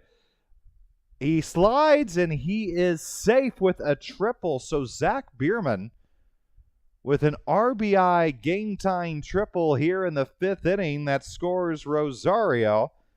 And we have a brand new ball game, and bad news for Jay Alvarez, who now no longer has that winning decision with the game being tied at 4. Well, I'd like to apologize for my falsifying information earlier, saying it was hard to hit triples here. Zach Bierman made that one look really easy. Now he was plugging around second. Now people are going to call us fake news, Matthew. I guess so. Yeah, thank you so much. I apologize. Just the facts. No, I was just saying. What's not fake news is Jeffrey Baez is at the plate now, and he has launched multiple balls over the fence here at Lake Erie before. I just said we're spitting facts, and you come around 4 minutes later and contradict that.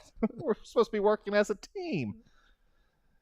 4-4 score, and Jeffrey Baez with the ground ball, and a great play by the third baseman to keep it on the infield and then make the play for the final out in the inning. So nicely done there by the Lake Erie Crushers third baseman, that being Thomas Rivera. But the good news is we're going to the bottom of the fifth. The Otters no longer trail. It's a brand new game at 4-4 on the Otters Digital Network.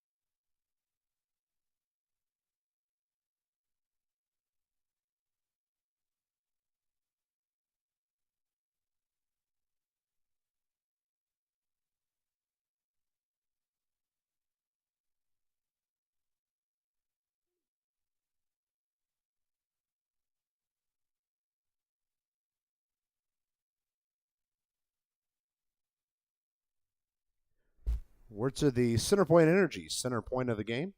And, as we sit here and get to dissect this one a little bit, good to see the Otters even it up. And as we go into the back half of this one, whole new ball game, even at 4 apiece. It is, and a whole new entree brought to us by Matthew Will's private chef here at his residence on the north side of Evansville, getting all of that hospitality here, Hoosier style. Here in Evansville, as we're doing our remote broadcast, Matthew Will alongside, I'm Zane Clodfelter here.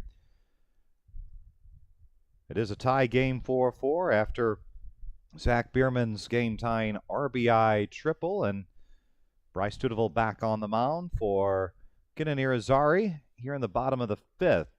And it's a strike called 0-1. This time it really is Irizarry. You were so excited about seeing him the last time up that I was. Now he truly is at the plate. They did show, at least in the last half inning, that Elliott Carney was warming up for Lake Erie out in the bullpen. Unknown if he's still out there. Former Coastal Carolina man. Wonder if he knows Zach Bierman. The 0-1 pitch is hit on a fly ball to left field. And that's going to be a double. Looked like Rosario tried to climb the ladder at the wall, and it went off the wall. Yeah, they don't zoom in here. That's the problem. So that is the little white speck disappears as it heads out towards the outfield. That was the most underwhelming double called in baseball history by yours truly because of some of our infrastructure issues we're dealing with. But long story short, there is a leadoff double here for Lake Erie in the bottom half of the fifth. and that'll bring in Coco Figueredo, who's already 1 for 1 today. Serving as the designated hitter this evening for the Lake Erie Crushers, who are 2 games under 500 at 32 and 34. Currently in a 3-way tie at 11 games back for 5th. Bryce Tudeville delivers to Coco Figueredo. Outside 1-0. Now, of course, we haven't been shown the angle yet, but I would not be surprised if there is a man warming up for Evansville now after the leadoff hit, just as a just-in-case factor here. It'd be nice if someone was actually listening to us at the game and they could be like our spotter, our eyes and ears. That's where Preston Leinenbach is. He said he was going to go to Avon, Ohio, right? The 1-0 pitch is outside, 2-0. Of course, Preston Leinenbach is not with us full-time anymore. He now officially a Screaming Eagle, but I think he's making plans to be at Posse Field a little bit this weekend, so can't stay away. We don't blame him. Yeah, incredibly happy for Preston. Great opportunity for him. Excited to see what he can do at the real D1 institution in Evansville. I announced for both institutions, so I have no comment and will not acknowledge that. I love both. The next pitch is outside 3-0. I grew up, though, a University of Evansville basketball fan and went to the Jim Cruz basketball camp, but then ended up doing my studies at the public institution, University of Southern Indiana, because of, well, obviously cheaper cost to attend. But then I'm fortunate to do athletics at both institutions for the Purple Aces and Screaming Eagles, and now a 4-pitch walk to Coco Figueredo, and Austin White will step into that batter's box. And speaking of Austin, great to have Austin Andrew Christian Hernandez listening in. He says we're doing a great job, so I appreciate his sarcasm. Now, of course, they're just sources, and, you know, it's not great to leak information before you know it for sure.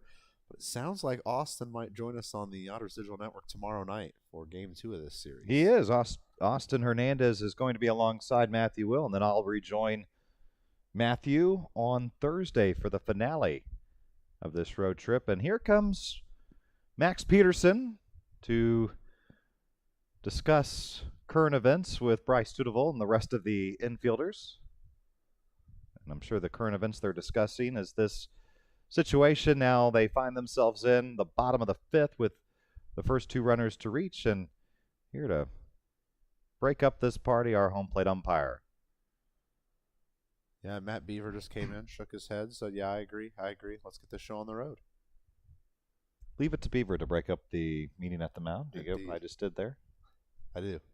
Yeah, we just lost someone from Leave It to Beaver too. Wally Beaver passed away last week. Have you ever seen that show? I have. Do you like it? From what I remember. It's been a while. Oh, so you don't regularly watch it to this day? No, I don't. Well, that's very disappointing. I apologize. Not forgiven. New batter here for the Lake Erie Crushers, Austin White. And he drops down a good bunt there to Bryce Tudeville, who fires to first base. The sacrifice is successful, so both runners will move up a bag into second and third, 2 in scoring position for the Crushers.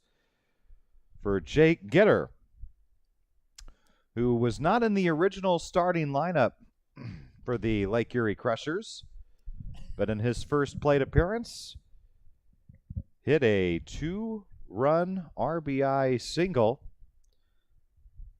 And it appears with Max Peterson coming out for a second time this inning that Bryce Tudeville's night is over. And we will have a call to the bullpen. Matthew will tell you who's coming in for the Otters when we come back after this break. It's a tie game at 4, bottom of the 5th with 1 away on the Otters Digital Network.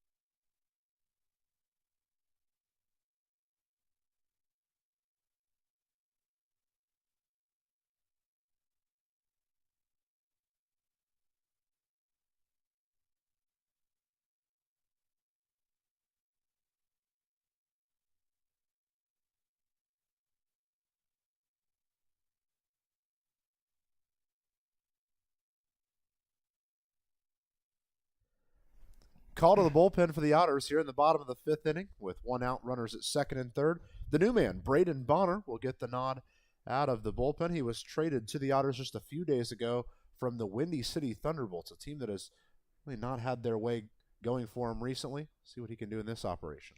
New pitcher-catcher battery. It is Bonner on the mound.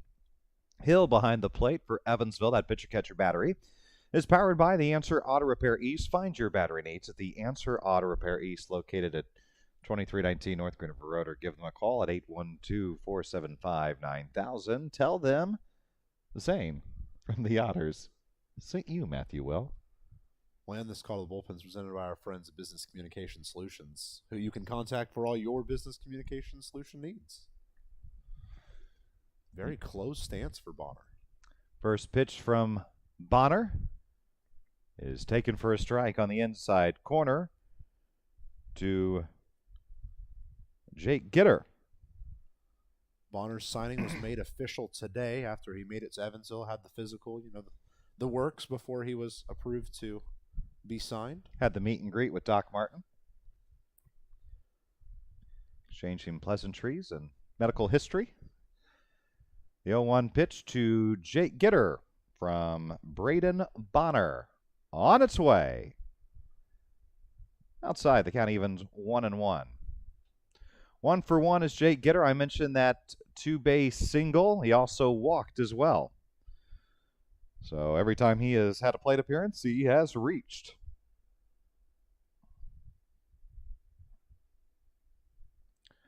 The 1-2 or the 1-1 pitch is now fouled back 1-2. See, I knew what was going to happen.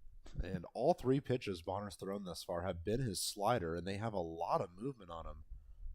They look a lot like Augie Gallardo's slider. Sun setting in Avon, Ohio, and not too far behind is Evansville, Indiana. Our vantage point here on our remote Otters Digital Network broadcast. Matthew Will alongside as Braden Bonner is looking for a strikeout. Gitter, it's on its way, and it is a swing and a miss. As Jake Gitter strikes out for the second out of this inning, and a big time out as the runner at third base stays put and is unable to give the Crushers a 5-4 lead. You got that right. And not only is that a huge out to get, that's a great way to prove to this coaching staff, hey, you did not make a mistake by acquiring me. I'm going to bring quality to the mound, and right away is trying to help Evansville get out of this scenario. But you can only have those thoughts until the next at-bat, and here's another new situation for Brian De La Rosa, the catcher. And the first pitch is a check swing and a foul as it goes down the third base or the first base line, and Zach Bierman, kudos to him playing around, and the ball's still on the ground, clearly in foul territory, and knocks it with his glove over into fair territory. It's never a bad thing to try to test some of the acumen of the Frontier League umpires. You never know. And they could have been looking in the opposite direction and suddenly see it. You never know. Didn't work this time. It did not work. So that's a testament to the fine umpiring in the Frontier League. The 0-1 pitch to De La Rosa, and this is a ground ball to J.R. Davis. He knocks it down, picks it up, throws over to first in time for the final out of the inning. So the 2 runs left on base by Bryce Studeville are stranded. We are through 5 in Avon, Ohio. Evansville and Lake Erie tied at 4 on the Otters Digital Network.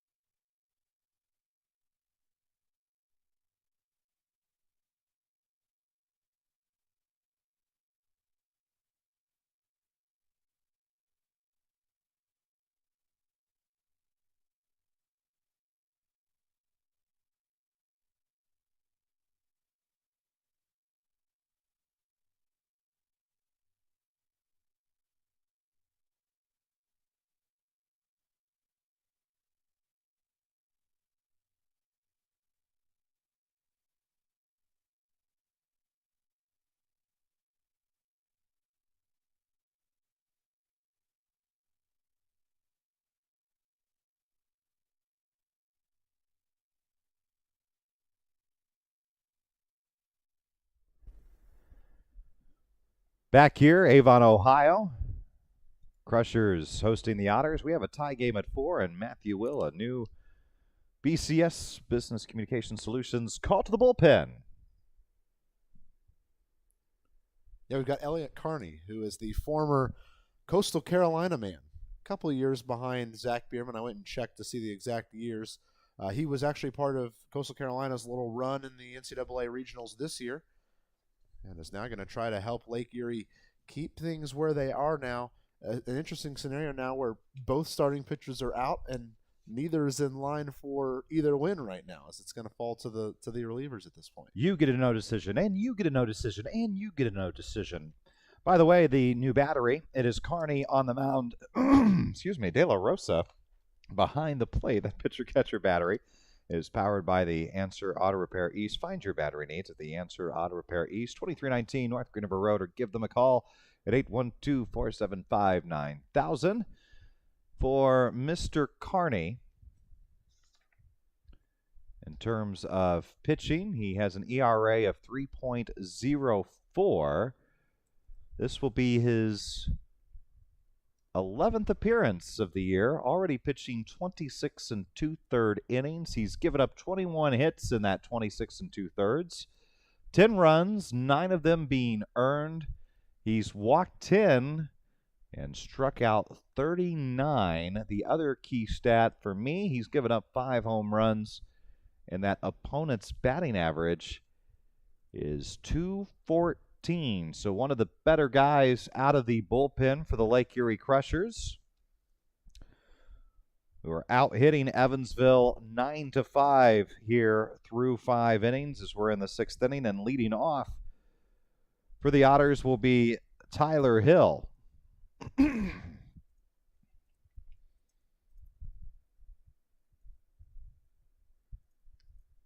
And we await that first pitch.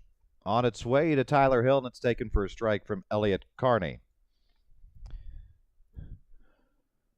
Otters with 2 more games in Avon, Ohio, Mercy Health Stadium, tomorrow and Thursday, and then a long, long bus trip overnight from the Buckeye State to the Hoosier State before 3 games at Bosse Field. The 0-1 pitch is taken. It's fouled. And it's 0-2. Yeah, 2 strikeouts so far for Tyler on the evening. Surely looking to right the ship a little bit. Snag yourself a on-base opportunity. So the 0-2 pitch from Elliott Carney to Tyler Hill. Now on its way. And it's low, 1-2. Still struggling to figure out exactly the style Carney is wanting to pitch in. We've seen a couple of different release points. 2 of them have been right over the top, and then one's almost at like a 3/4 angle release. Maybe that's why he's hard to hit with that .214 opponent's batting average. 1-2 pitch. And yeah, beautiful sinking pitch, called strike 3, and that is the 3rd strikeout for Tyler Hill. 3 plate appearances and 3 strikeouts for him. Well, any pitcher that has the curveball working is going to be hard to hit against, and that was a perfect one put into the zone by the new man on the mound, Carney. In steps in George Khalil. 1 for 2, an RBI. He also has a strikeout.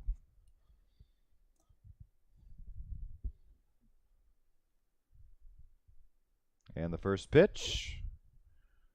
And George Khalil bunts down the third base line, and a good thought, just the execution not there a little bit as the ball goes foul. So push it up a little bit more towards third base, and perhaps George Khalil will have himself a bunt single if he straightens it out. It really hung to the grass nicely, but then as soon as it worked towards that dirt turf, then that's when it really ran away, and it was a nice idea.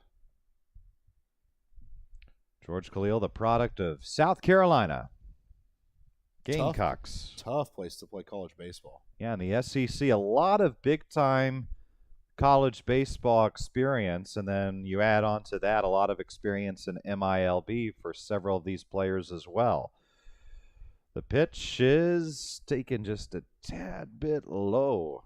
Sure, Elliott Carney's like, well, I was seeing those called for strikes earlier, Mr. Beaver.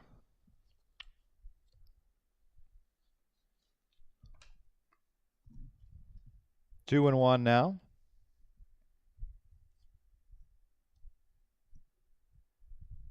Great work from George Khalil to lay off a couple of these close pitches that quite often we've seen him chase throughout the year.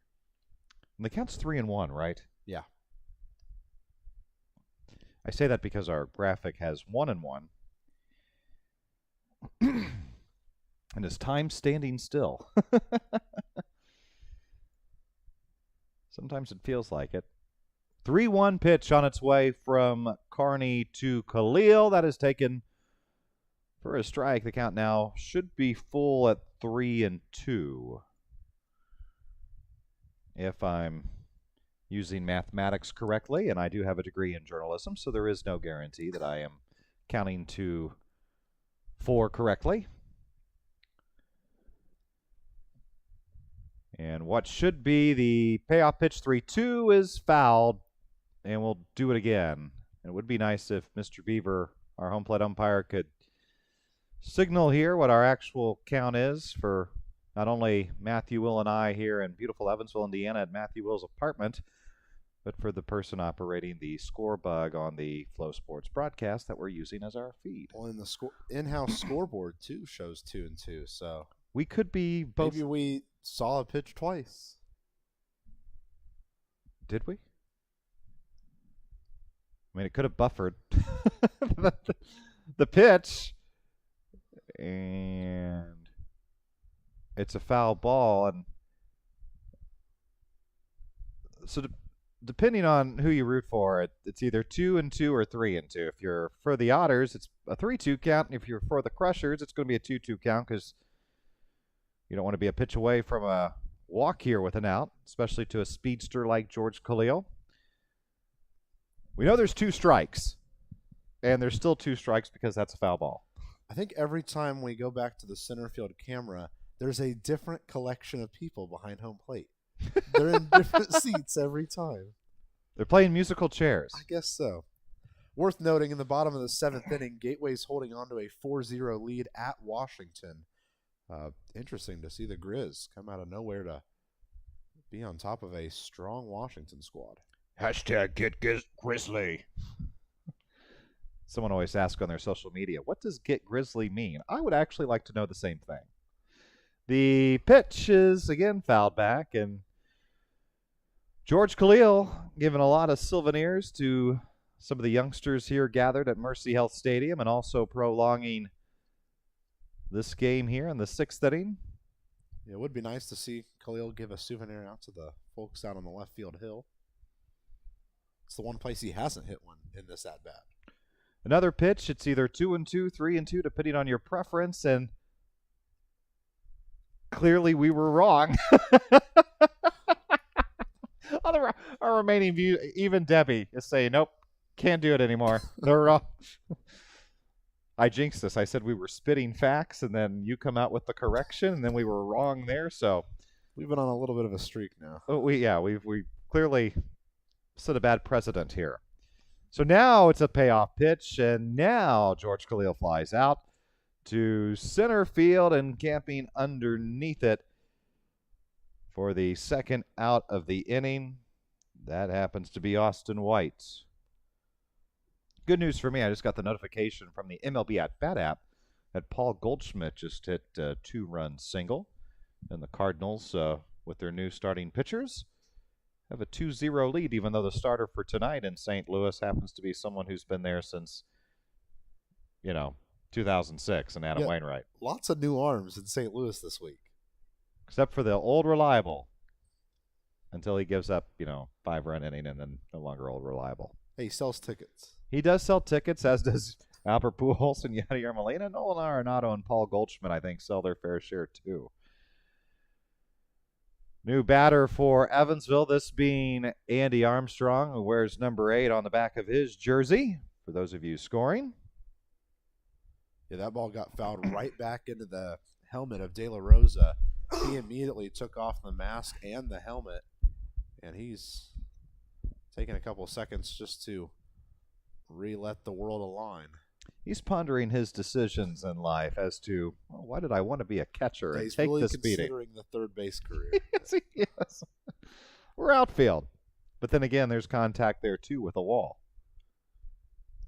The good thing is he's okay and he's ready to go on an 0-1. And he hasn't given up the catching position yet. Bill McCune never gave up the catching position. The 0-1 count. And it's taken low for a ball, 1-1. And Bill McCune will be back. Good news, everybody, those tuning in. Bill McCune is scheduled to return on Friday for E is for Everyone night. That's a good night to make your return. Yeah. Just make sure, Bill, you arrive early and get that parking spot for you and Lady Elizabeth. The 1-1 is a ground ball to third base up over an OUT. A really good play there defensively by the Crushers with Thomas Rivera throwing over to Valera. The Otters. Crushers still tied at 4 on the Otters Digital Network.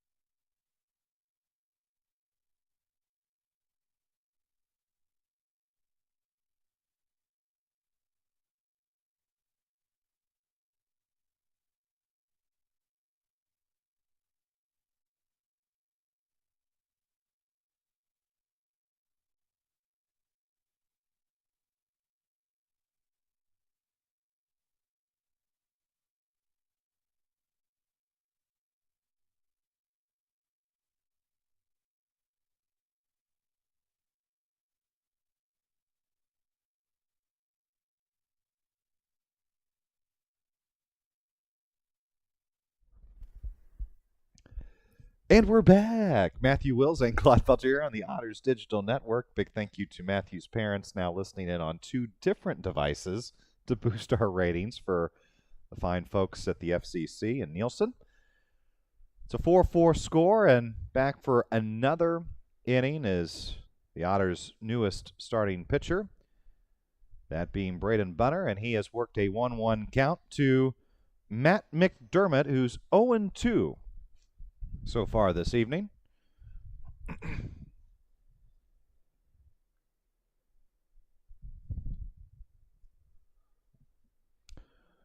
The 1-1 is now a called strike 1-2. Don't forget the Otters back at Bosse Field for a 3-game series. The Gateway Grizzlies and our friend Jason from Gateway will be back at Bosse Field over the weekend. Say hello to him. This is a 1-2 count, right? I certainly thought it was. I thought it was too. I'm not. See, after the last situation,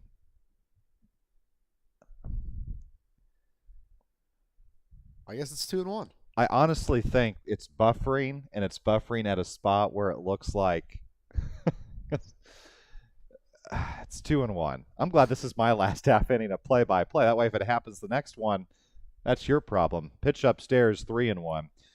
I do want to real quick touch on some of our promotions.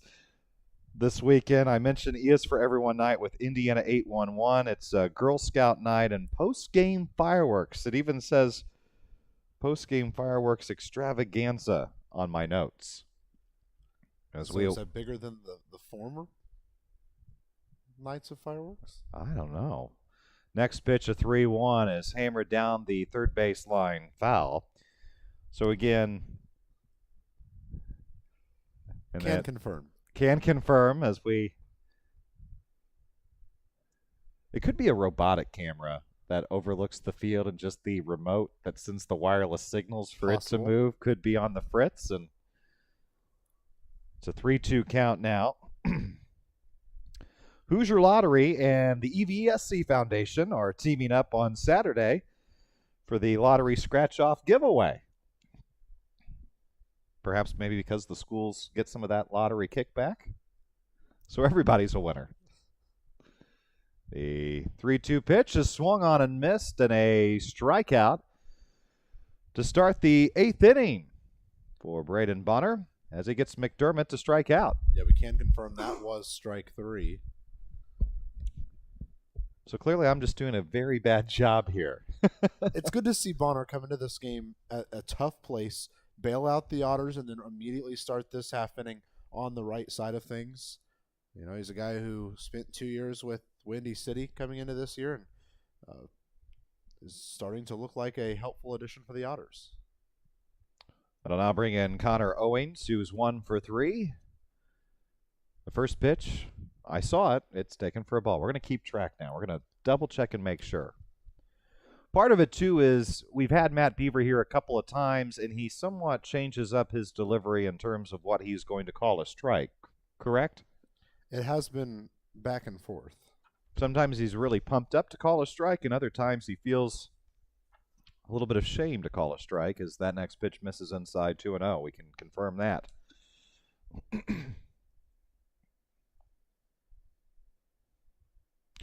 4-5-0 for Evansville. 4-9-1 for the Crushers as we play here in the bottom of the 6th inning. Matthew Will alongside. Zane Clodfelter here. And the next pitch is taken for a strike, 2-1. And I totally forgot to mention earlier that Braden Bonner actually appeared against the Otters earlier this year when Windy City was in town. He pitched 1 out. And that was his whole outing against the Otters. The Thunderbolts won that game. Well, thanks for reminding me. Next pitch is outside, 3-1. I'm sure the listeners at home are like, is it really 3-1, Zane? Are you sure? You positive? See, I've been throwing Debbie off so much with my strike counts here. She's going to rescind the Joe Torre bobblehead offer. The 3-1 pitch. That's a swing and a miss now. Count runs full 3-2. Mistakes happen, I guess. Happen to the best of us, right? They do. I mean, as the best ball players in the world, sometimes you fail 7 out of 10 times. Except if you're Tony Gwynn. Yeah, that's true. It was like 6 out of 10. The 3-2 pitch. On its way to Connor Owings, and he fouls it out of play. So Mcdermott started our bottom of the 6th with a strikeout, and now Connor Owings trying to avoid that same fate with a 3-2 count as he stares down Braden Bonner. Back-to-back full counts here to start this bottom of the 6th inning from Bonner. Already pitched himself an inning in relief, and now looking for his 4th out, and that will be the case. A swing and a miss on a pitch that was in the turf, and Connor Owings strikes out. He's the 2nd strikeout, and 2 batters here in the bottom of the 6th for Braden Bonner. Yeah, that's a wonderful pitch. It stayed right up there near the hands until, probably 8 or 10 feet till home, and then dove towards the dirt. And at the time that Owings swung at it, it was a strike, and at the time his bat hit his shoulder, it was in the dirt. Turf. Throws me off occasionally. That's why I try to say turf. I asked Tom Benson years ago. That's a funny story. As the first pitch from Jackson Valera is taken for a strike. I asked Tom Benson, first ever Otters game I did on WUEV back in 2014 over the radio. It was at GCS Ballpark in Chauvet, Illinois. I asked him on air, since they had turf, can I say that there's a ball in the turf or in the dirt if it's a turf field? And he took his headset off and mouthed to me, "What are you talking about?" And I said on air, without anyone being able to know what he actually said, "Well, it's a legit question." Next pitch is taken down the third base line for a ball. 0-2 now as Braden Bonner looking for 3 strikeouts here. Yeah, Valera certainly was not happy with the called first strike. Has nothing to say about the foul ball, obviously. He wanted it to be fair. That's what he wanted. Another foul ball here, 0-2. Well, he is way on top of these. I mean, he is swinging significantly before they get home. That's why he's pulled him so hard to the left. And there we saw the infamous Matt Beaver pointing strike call after the foul ball.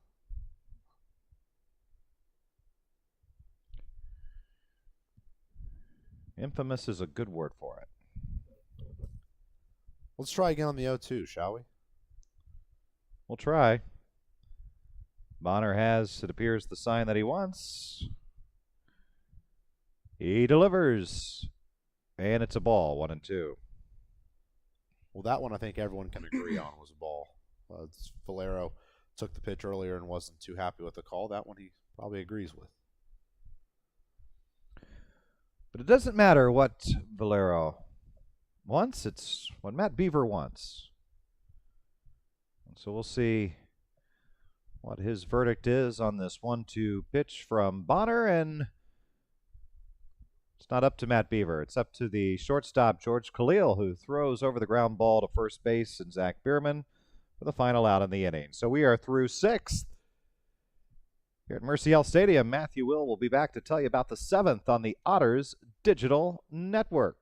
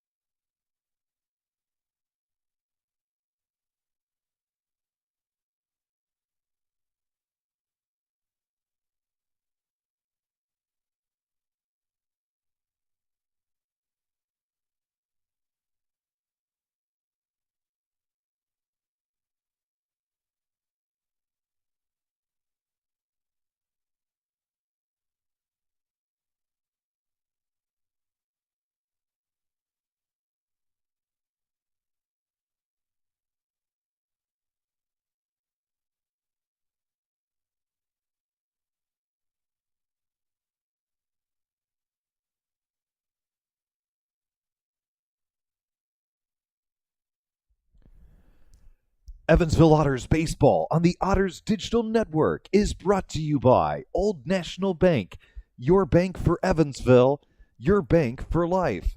Now, back to the broadcast booth. Here's the voice of the Otters, Matthew Will. Wow, that was kind of special. Kind of felt like I was... Who is that guy? Who is that guy? We hired him from Learfield. Yeah. Okay. It's good to have him here. Tied at 4 runs apiece as we head to the back third of this one, and kind of has that feeling of next run could be the only one we see, as these two teams seem pretty deadlocked at this point, and the bullpens have been good thus far. Both Bonner and Carney have worked in the game pretty well thus far, and kind of feels like we're in a holding pattern for a while. Yeah, and it's the battle of the bullpens, as you mentioned. And now that you have our broadcast back on the rails here a little bit. Edward Jones, leadoff hitter of the game. Miles Gordon takes a called strike one to kick things off here. Been a few innings since he appeared back all the way back in the top of the fourth inning when he flew out to right and thought he was going to get a chance in the sixth, did not. Now he finally back up there in the box. Can I tell you something disappointing, though, after this pitch? After the 1-1 that is shown bunt and then pulled away for a called strike? I really thought by coming to your apartment for the first time ever, this is literally my first ever trip to Matthew Will's apartment. He's never invited me over to hang out or play, what is that, a PS2 or an Xbox? PS4. He's had to double it. Wait, there's now... Oh, there's 5 of them now. What? Yeah, I don't play video games, so... You're kidding me. Yeah, there's been a lot. There's also a 1-2 count coming home for a ball 2. So can you play... I'm getting off on a tangent here. Can you play PS2 games on your PS5? Yeah. They have them backwards capable now. But can they you can play the disc? But can you play PS5 games on a PS2? No. Okay. No. Okay. Miles Gordon's looking at a 2-2. He half swings at one and lets it go for ball 3, and he's got a full count. Yeah, I don't want to list off everything that's in your apartment. Otherwise, the next road trip you go on, your apartment's going to be completely empty from robbers. But no, one thing I was expecting, like a robber showing up at your apartment, was dessert, brownies. I apologize. No, I really thought I was going to get some of those today. Yeah, I made brownies one time, and I'll never at USI, and Michael Russ got some, and I didn't. A 3-2 payoff pitch will roll all the way to the Otters bullpen, or dugout, not quite the bullpen, close. And it's a leadoff walk for Miles Gordon here in the top of the 7th inning.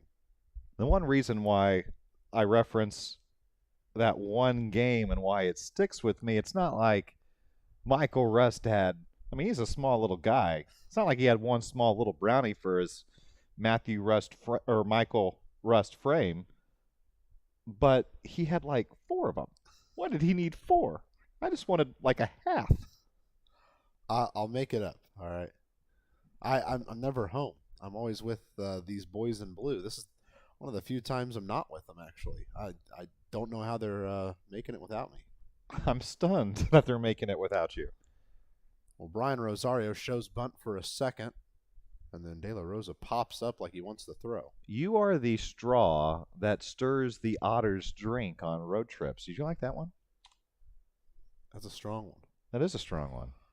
That's a strong drink. I haven't actually calculated how well the team's done without me, but it hasn't been great.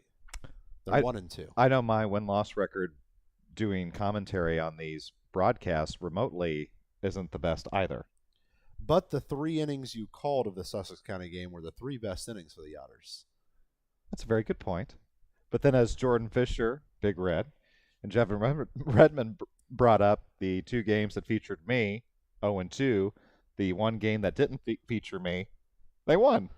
Well, since you took over commentary, the Otters were able to tie the game up and keep things where they were.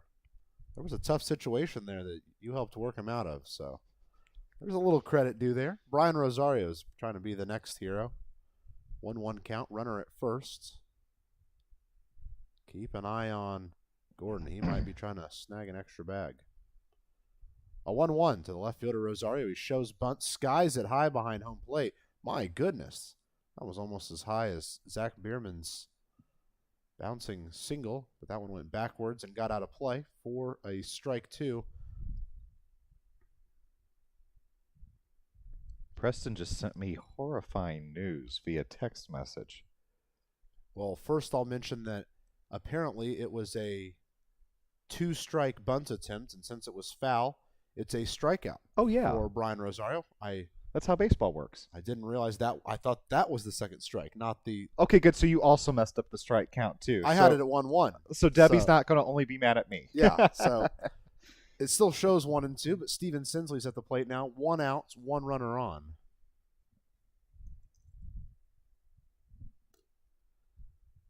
Pitch comes home. There goes Gordon. Great throw out to second, and they do not get him. It's an over slide for Gordon. I think that actually helped him. He got past the slide and then barely hung on for a stolen base. Like the aggressiveness by Evansville here. Leadoff man is on, and now an opportunity in scoring position to drive home that go-ahead run here in the 7th inning of a tie game. But Preston let me know that Kipley's is closed because their power is out. Well, what are you going to do tonight? I wasn't planning on going, but now that I know that they're closed, now I'm craving it. It's like Chick-fil-A's on Sunday. The Mott's bread speaks to you. Or the loaded waffle fries. Have you had that? I thought about getting them the last time, but Brandon said he had never had them, so I didn't order them.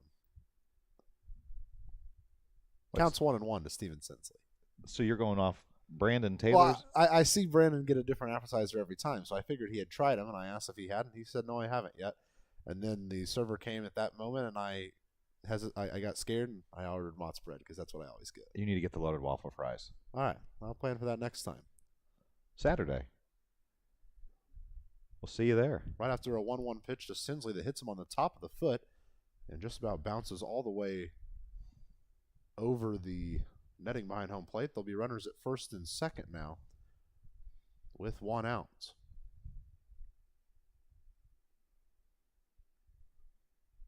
Sinsley was a bit shaken right after that hit him, but he seems good to go now. Want to take another quick glance around the Frontier League. Tri-City has now worked their lead up to 9, 12-3 against Ottawa in the top of the 9th. Titans are down to their last 2 outs. In the top of the 10th inning, Schaumburg and Florence tied at 1 run apiece. They're in northern Kentucky. In the bottom of the 6th, the New York Boulders, believe it or not, hitting home runs again and are up 6-3 against Trois-Rivières. New Jersey has surged from a 4-0 deficit to a 6-5 lead against the Quebec Capitals in the top of the 8th inning. Keep an eye on that one.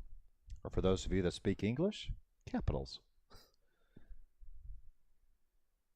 I'll call them the Capitals de Quebec if that is what you'd prefer.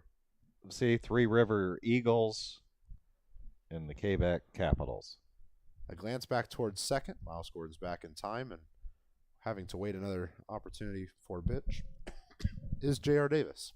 Plus, we can teach those from Three Rivers some English, so they can say their team name in another language. That'd be cool.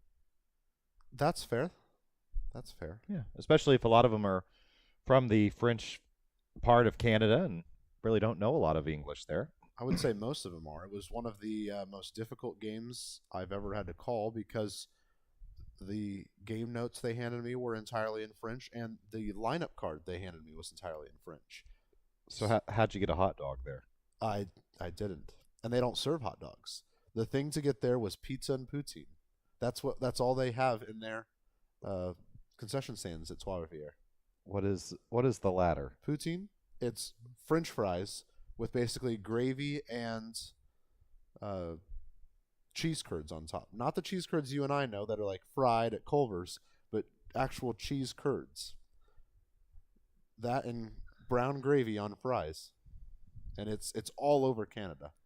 I had it a couple times while I was up there. It was pretty good. There's actually places that only sell poutine. They have restroom facilities as well? I would assume so. I would hope so. The count's 2-0 to J.R. Davis. 1 out, runners at first and second. Andy McCauley actually using the coach's box. Oh, I thought you were going to tell me he had poutine as well. No, but he did. He definitely did. One of the nights we all went out to dinner because we had a game postponed at Trois-Rivières. And J.R. Davis skies one to shallow right field. It'll be the second baseman, Mcdermott, who drops back to make the catch for out number 2. What did Andy get at dinner in Canada then? Pizza, I think. We were at an Italian place. Okay. I was expecting. I mean, you said he had. I was expecting. It was this something more exotic. It was definitely more Italian themed. This place that we all went that night. Was it Olive Garden? Not quite. It looked. I'm sorry, Garden de Olive.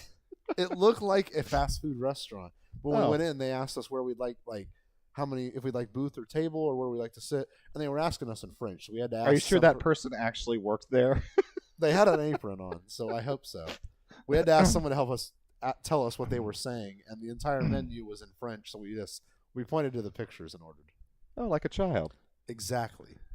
Zach Bierman ready for his first pitch of this at bat. Skies one towards center field. Going back towards it, it's off towards left center field. Is Gitter in left. He'll bring it in for out number 3. Otters get a couple men on. Can't do anything with them, though. And we head to the bottom half of the 7th. Time to get up and stretch from wherever you're at. We are tied at 4 runs apiece here on the Otters Digital Network.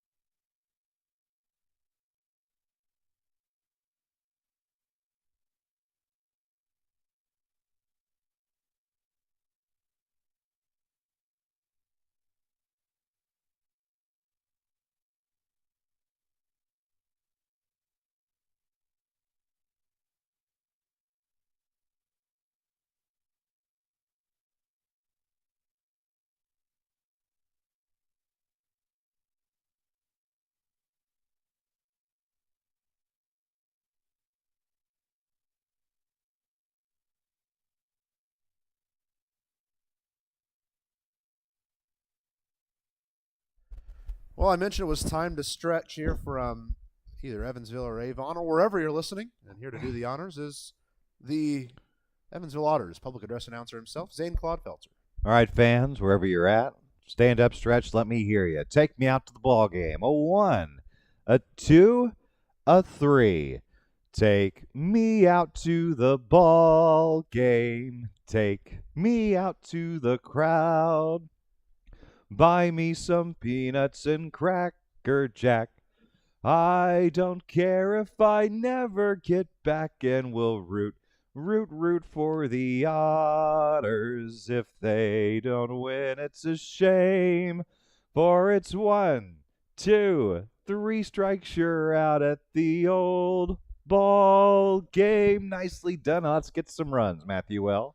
New pitcher in the game is Jake Polancic. This call to the bullpen is presented by our friends at Business Communication Solutions. Contact BCS for all your business solution needs. And it's Polancic on the mound, Hill behind the plate. That pitcher catcher battery is sponsored by the Answer Auto Repair East.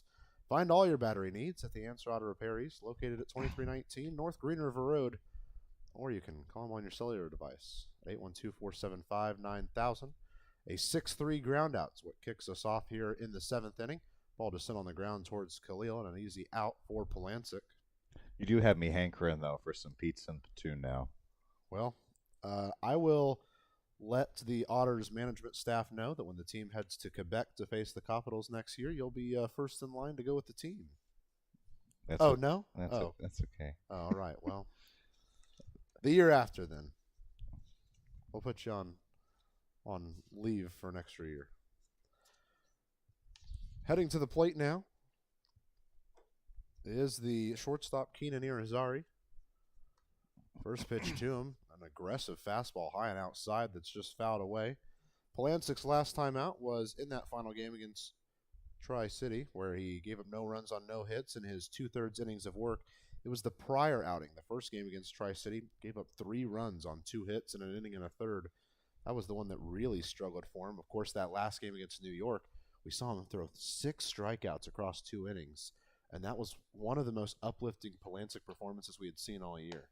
You know what Mark Grace used to say when he did television work on Fox? Gas! Because Polancic was throwing gas that night against the Boulders. It's a 1-1 count towards Keenan Irizarry now. And it's taken once again. And Polancic's going to take a lead in the counts. It looks like Zach Bierman's kind of feeling the same way we are here. This game's starting to draw out a little bit. We're getting close to the 3-hour mark. Still in the 7th inning of this one. Hill takes a pitch outside for ball 2. And I will say that I've been pleased with what we've seen from Hill behind the plate today. He's done good work to keep balls in front of him and make sure that when there's runners on, they're not giving up opportunities. I just know the one thing Hill would like to cut down on would be the strikeouts, because that has been a problem this evening. Another pitch outside and another grab by Hill, and the count goes to full now. Not to be a Debbie Downer. It's all right. We'll forgive you. But again, just spitting facts 92% of the time. Our fact to false ratio is pretty good here on the Otters Digital Network. I do know for a fact it's a 3-2 count. Heading home to Erie inside ball 4, and he will get a free base here. You hate to give up a walk, especially after you get the first guy. You hate to give up the walk after taking an 0-2 count. Yeah. And in a game like this, you know, the game shortens quickly if Lake Erie is able to manufacture a run here in the bottom of the 7th, and then suddenly Evansville goes from being in a tie situation to one where you're suddenly counting outs down to 6. Yeah, these are important outs to get. With 1 out and a runner on, of course, it sets up the double play. There's not a lot of teams in the league that have a better double play unit than the Otters, having Armstrong and Khalil out there. We'll see what comes home first on a 1 out, 1 on situation for Coco Figueredo, who on the day is 1 for 1, a single and 2 walks. He came around to score after the single. And we've seen the Crushers try to test Hill's arm behind the plate, so let's see if they try to get running again, maybe potentially trying to stay out of that double play possibility that you talked about, and maybe that's why Jake Polancic giving a little bit more attention to him as he's getting the lead off at first. Jake Polancic is one of those pitchers that uses his size to his advantage. Quite often he has a very high release angle, and because of that he can get a lot of vertical movement on some of these pitches on their way home. A slider inside, they will throw out. It's a beautiful throw. They get him on the way to second, and it will not be a stolen base for Keenan Irizarry. Well, they did indeed test the arm, and, well, they found the arm that I think Andy McCauley was hoping he was going to be picking up. Yeah, how about that? I spoke that into existence, didn't I? Nice play there by Tyler Hill to add that runner, and now the complexion of this inning changes significantly for both Evansville and Lake Erie, and now just a couple of pitches away from going to the 8th with it still tied at 4. Well, I'm sure it takes the pressure off Jake Polancic as well. Ball is skied out to center field. Miles Gordon will advance over to his left just a few feet and haul it in for what ended up being a very quick bottom of the 7th inning. We're down to the last 2, and we're still looking for a hero in this one. 4 runs apiece for Lake Erie and Evansville. You're listening to Evansville Otters Baseball on your home for the Otters, at home and on the road, the Otters Digital Network.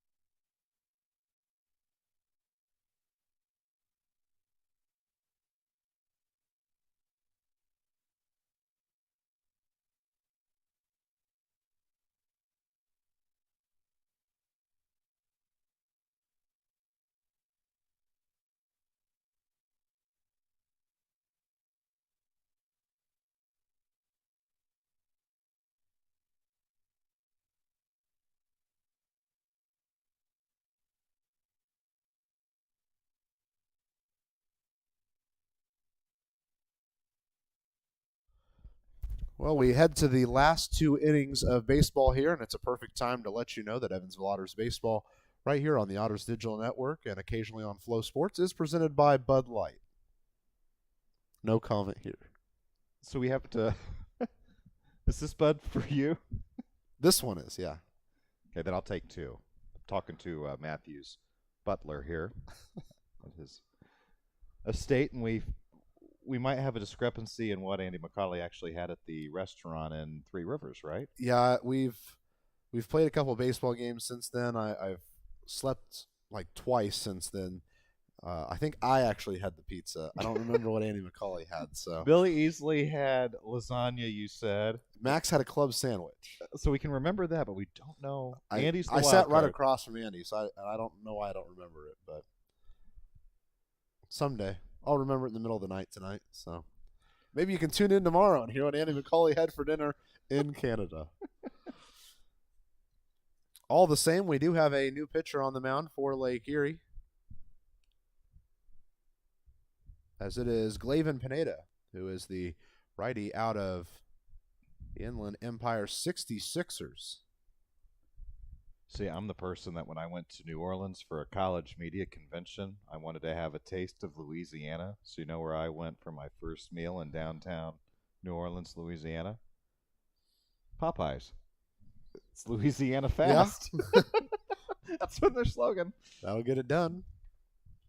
Swinging first pitch strike for Jeffrey Baez as we head to the eighth inning. Baez, Hill, and Khalil due up. Baez earlier in the game had an RBI double. Since then is 0 for 2. Big inning for Evansville here.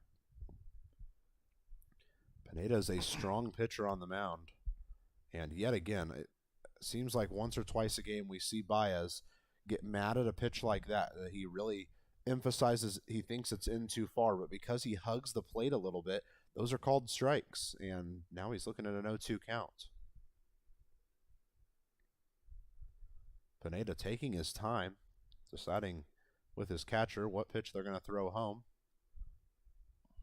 Finally, they've got a decision. The 0-2 to Baez. Sent right back up the middle, past Pineda's glove. Going to be a tough play for Rosario. The throw just in time.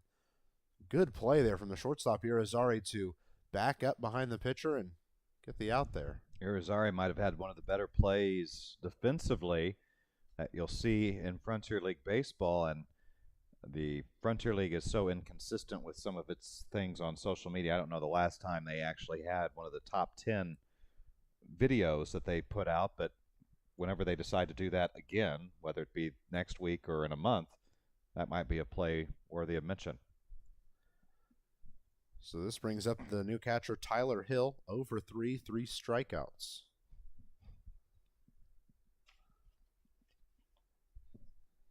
Hill starts off with a called strike. Glaven Pineda really settling in quickly in this game. Quickly already ready for an 0-1 pitch to Hill. They go low outside corner, and I think Pineda was hoping he was going to get that one a little closer to the zone. Count evens up at 1 ball, 1 strike. Yeah, thanks to all of our listeners tuning in and chatting with each other. It's fun to keep tab of the comments in our live chat on our YouTube stream on the Otters Digital Network. Inside pitch on Hill, and he looked like started committing to the swing a little too early and can never really come back from it. He's down 0-2 or 1-2 in the count now. Anybody else saying anything good on our stream? I guess I could check out myself. Say hello. Well, meanwhile, we've got Hill trying to avoid a golden sombrero here. The 1-2. It is a called strike 3 at the knees, and he will have to add a dreaded sombrero to the collection. 4 strikeouts on the day. If anybody has a question for Matthew, Will, and I, also feel free to put that in the live chat. We'll see it, and perhaps we can answer it on the air. Shortstop George Khalil's making his way to the plate now. 1 for 3. RBI single back in the second. Was a nice way to get back into the lineup. Now he's trying to avoid finishing the rest of the day 0-3. Glaven Pineda doesn't even need a sign from home. He just fires home on the first pitch. And it stays above the elbows, which is hard to do on George Khalil for ball 1. So John from Boonville wants to know your favorite post-game spot. Well, we only really have one post-game spot, and that was because our good friend Zane Clodfelter here takes us to Kipley's every single post-game that we go out. Okay, so if you wanted to try a new spot and overrule me, what would be your choice? Man, I quite like just staying at Bossy Field, but I don't, because I would like fresh food. Well, and by then, not saying that when you work for a baseball team, it's never. The Bossy Field concession food is fresh, but by then the concessions are closed. It's no longer available. That's fair. I like getting that strom at Kipley's. Yeah. I am a fan of the Mott's bread there at Kipley's as well. By the time our games are finished there at historic Bossy Field, it's hard to go anywhere else with the length of some of these ball games we've had this including year. Tonight. And Carol wants to know from Evansville, if you had to have a walk-up song, what would your walk-up song be? Well, the 1-2 for Khalil is taken for ball 2. Count evens up at 2-2. That's a difficult one. No, we're starting to get a ton of questions in. I don't have a go-to one right now, so I'll have to think on it for a second. Carol can wait. 2-2's the count for George Khalil. With 2 outs, bases empty, top of the 8th. Otters are running out of chances offensively. Stays outside, ball 3, and we'll have a payoff pitch. So Debbie's asking about roster situations, and there's various components in how the roster is constructed. Obviously, Debbie from the Evansville metro area. There's different ways the rosters are constructed. You are allowed X amount of each respective category. You get X amount of veteran players as well, which changed recently with the Frontier League Can-Am merger, and then also injured list applies as well. Ball 4 to George Khalil is a hard-earned walk for him with 2 outs. And, yeah, to answer it a little bit more in depth, the reason the Otters were able to sign 3 individuals today is because 2 men were released after Sunday's game, one being catcher Jacob Bisharoth, the other one being right-handed pitcher Steve Pastor, and then also Troy Viola was added to the inactive list, which is used quite often if a team is looking to trade someone or if potentially a man has to leave the team for a little while for personal reasons, medical reasons, things like that aren't necessarily a baseball injury. So those 3 subtractions made room for the 3 additions today. We're getting to that point of the season where there's going to be a lot of ins and outs for some people because of the way things are going injury-wise and call-ups, and there's a whole lot of factors going in right now. And you got to remember, too, we're coming up on the deadline for teams to add players as free agents. So eventually the Frontier League caps that, and then the team that you have for the last couple of weeks of the season is the team that you'll live and die with. Thank you for the question, Debbie, Carol. I forget our other person from Boonville. Ball sent right back into the netting by Andy Armstrong. Has him back in the count early, 0-2. And once again, I'll mention that the people behind home plate are a different group of individuals than we saw earlier. Oh, they are? Yeah, it keeps happening. I think they're holograms. Andy Armstrong trying to find his first route on base via hit today. Reached on an error earlier in the game. 0-2 is way outside. Great stop from De La Rosa. That surely would have been an extra base for Khalil. And obviously the roster situation is tricky because this is not a farm club situation. It's an independent professional baseball situation. So if you do have a guy that goes on the injured list, you're then able to sign a free agent to take his spot, but then it creates that situation when the person's healthy to be activated. Then you're either, okay, am I going to get rid of the person we just signed, or is that departure going to come from elsewhere in the team that's seen as the weakest link? 1-2 to Armstrong. He pushes the ball foul to the right side to keep himself alive at 1-2.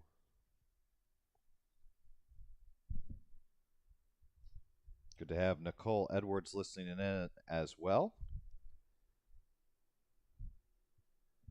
Armstrong trying to extend this 8th inning. Evansville, obviously as is Lake Erie, but Evansville running out of offensive opportunities in this game. Luckily for him, though, the game is still tied at 4 runs apiece. We'll try again on the 1-2 to Andy Armstrong with a runner on and 2 outs. Ball stays low and inside, and I'm not sure if Pineda's expecting a stolen base try, but every throw he makes, he ends basically with both knees on the ground. Almost like he's trying to get a view like that he likes better that looks like a strike. I'm not sure exactly what it is. He's trying to paint it a little bit. We'll say that, yeah. Paint his perspective.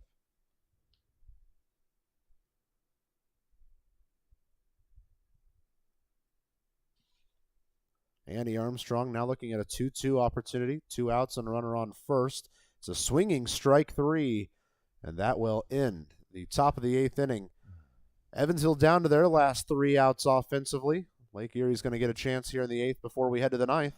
And we're tied, still at 4 runs apiece. Evansville with 5 hits, Lake Erie with 9 here on the Otters Digital Network.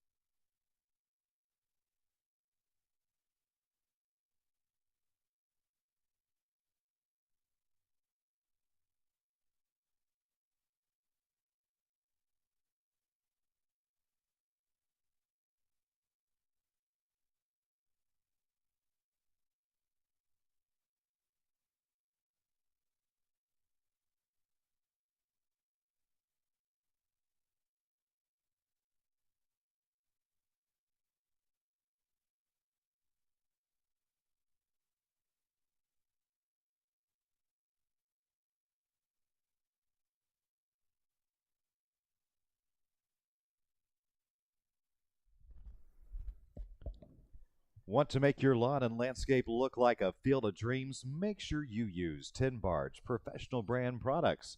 Pick them up at any of our 3 locations, beautifying the communities we live in the grass we walk and play on. All since 1940, Matthew Will. 1940. That's a good record. First pitch home from Jake Polancic as ball 1 on the inside. Good to see him extending his stay to 2 innings this evening. Both teams had to get to the bullpen probably earlier than they wanted. And I apologize, it was not ball 1 on the inside. Matt Beaver is just getting a little less animated with his strike calls. It's back-to-back strikes. Well, as Debbie put earlier in our live chat, get it together, guys. We're trying. Starting to struggle here. We are. It's 3 hours and 15 minutes. There's usually more to keep the brain occupied at Bossy Field, like in-game promotions. And things that I can say off the air to make people laugh that I can't necessarily say on the air. Jake Gitter, who relieved Sean Cheeley of duty after his ejection, is 1 for 2 thus far with a 2-run single. And that was really a turning point in this game. Had he not got that base hit, with that one being one of the last ones in that inning, this could be a whole different ball game than we're looking at. But because of that one, the game got a little bit closer, and that's why we're sitting here tied at 4 runs apiece. 1-2 is the count coming home towards Gitter. And it's a called strike 3. to start off this bottom of the 8th inning. How about that strike 3 call? Yeah, that's one of the special things about Mr. Beaver back there. Yeah, he has 4 or 5 different ways of ringing somebody up on that strike 3.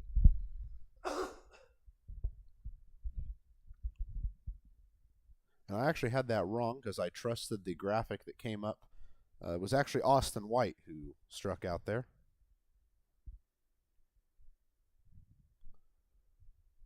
We're striving for perfection and clearly at this point settling for excellence. Well, this is Jake Gitter, and he had the 2-run single a few innings ago that helped change this game. Takes a pitch inside, and he's got some wild cleats on. They're like purple, but also turquoise, but also pink. Kind of have all sorts of things on these. 1 ball, 1 strike to the left fielder, Jake Gitter, and it's a called strike 2. Matt Beaver's strike zone starting to expand just a little bit.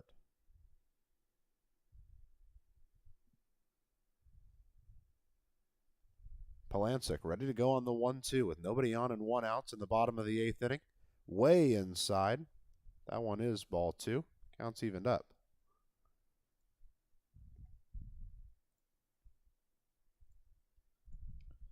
So there was almost a no-hitter tonight in the Frontier League. Oh? So Gateway was no-hitting Washington in the 9th inning until a double. Well, that's exceptional. 8 full innings for Lucas Vanbergs. He gave up the 1 hit in 8 innings, struck out 6. And good news, too, is Florence beat Schaumburg. Yeah, Florence beats Schaumburg in extra. Gateway beats Washington. It's the perfect storm for Evansville to get a solid game back if they can find a way to win this one. 3-2. It's hit sharply to the right side, right at Andy Armstrong, who played on 2 hops to first, in time for out number 2, and a good start to the 8th for Jake Polancic and the Otters. Elsewhere around the Frontier League, Tri-City did complete their 12-3 win against Ottawa, bringing Tri-City up closer to the conversation. Ottawa was the 3rd team in the Frontier League to hit 40 wins this season. Meanwhile, don't check now. Bottom of the 8th inning, New Jersey's up 11-5, hosting Quebec. Not bad. Impressive. A pitch inside is ball 1 to kick things off for Brian De La Rosa. It's interesting that this Quebec team, who has had so much success all season long, even having to cross the border as frequently as they do, start off this back half of the season struggling quite a bit. That's why it's a marathon and not a sprint, Matthew. It's surely why you play 96 games, isn't it? Or in the Otters' case this year, 95. A late swing pushes a foul ball to the right side for the catcher, Brian De La Rosa.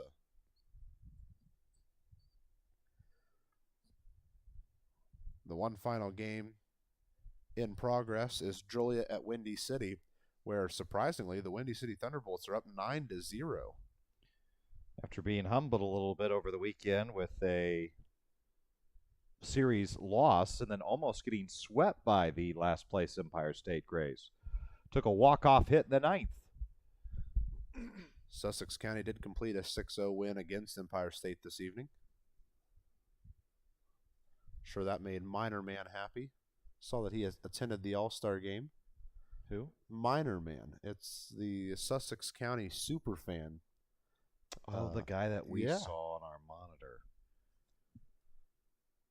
It's a walk for Brian De La Rosa with 2 outs here in the 8th inning, giving these Crushers some life. And this is where, as someone who watches so much Otters baseball, gets scared. These 2-out walks quite often come back to haunt the Otters. Brings up the 9-hole hitter, Matt Mcdermott, who shows bunt, goes right back up the middle. Polancic gets to the ball, the throw to first. just barely in time for out number 3. And with it, we head to the 9th inning. Still searching for a hero in this one. It's going to have to happen right here and right now on the Otters Digital Network. 9th inning coming at you next.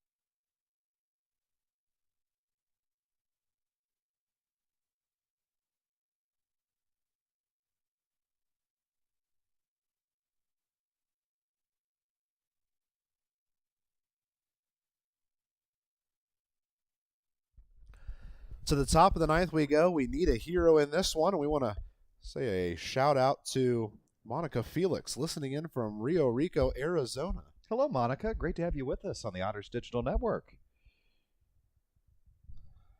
This is it for the Otters. They have to find a way to find some offense here at the top of the lineup, and it's Gordon, Rosario, Sinsley due up as we go to the 9th inning.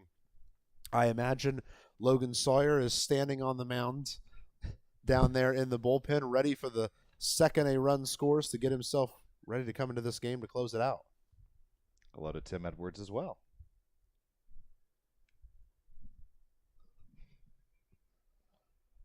Can't tell if we've got a new pitcher or not, as the angle they're showing us is not the greatest. That's currently their angle from Moon. We do have a new pitcher, and it's Sam Curtis, the 6-foot righty.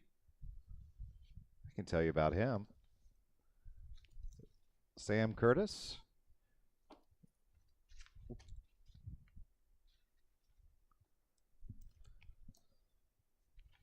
Well, thought I could tell you about him. Here we go. Sam Curtis is actually one of their better guys out of the bullpen, even better than Elliott Carney was. A 1.69 ERA, a win-loss record of 3-2, but 28 appearances, 32 innings, and just 21 hits given up. And how about the strikeout to walk ratio? 42 strikeouts, 11 walks. Well, you need one of your best guys to come in a situation like this. 3 solid hitters for Evansville in the forms of Gordon, Rosario, and Sinsley. It starts off with ball 1 on the outside for Gordon. Obviously, Justin Felix with a well-deserved day off, because he, with Dakota Phillips' injury, has a huge workload. That I bet prior to Dakota Phillips' injury, we saw Justin as the primary catcher, and then Dakota would occasionally relieve Justin for those needed off days. But then while Justin was catching, you'd see Dakota at either first or third or sometimes even the DH. Yeah, and Felix seems to be the lead signal caller for sure this year. Calls very good games for his pitchers, and I'm sure the pitchers appreciate that as well. No, and he has the power with the bat. I mean, he's one of the few Otters players I've actually seen, and this happened last year in a game against Windy City where he actually had a straightaway home run over the center field wall. 1-2 for Gordon is sent foul to the right side. Working that way is the first baseman, leaning over. Did he make the catch? No, he did not. But it was the effort that counted. And I see Augie Gallardo warming up in the pen. A nice opportunity for us to see our bullpen down there.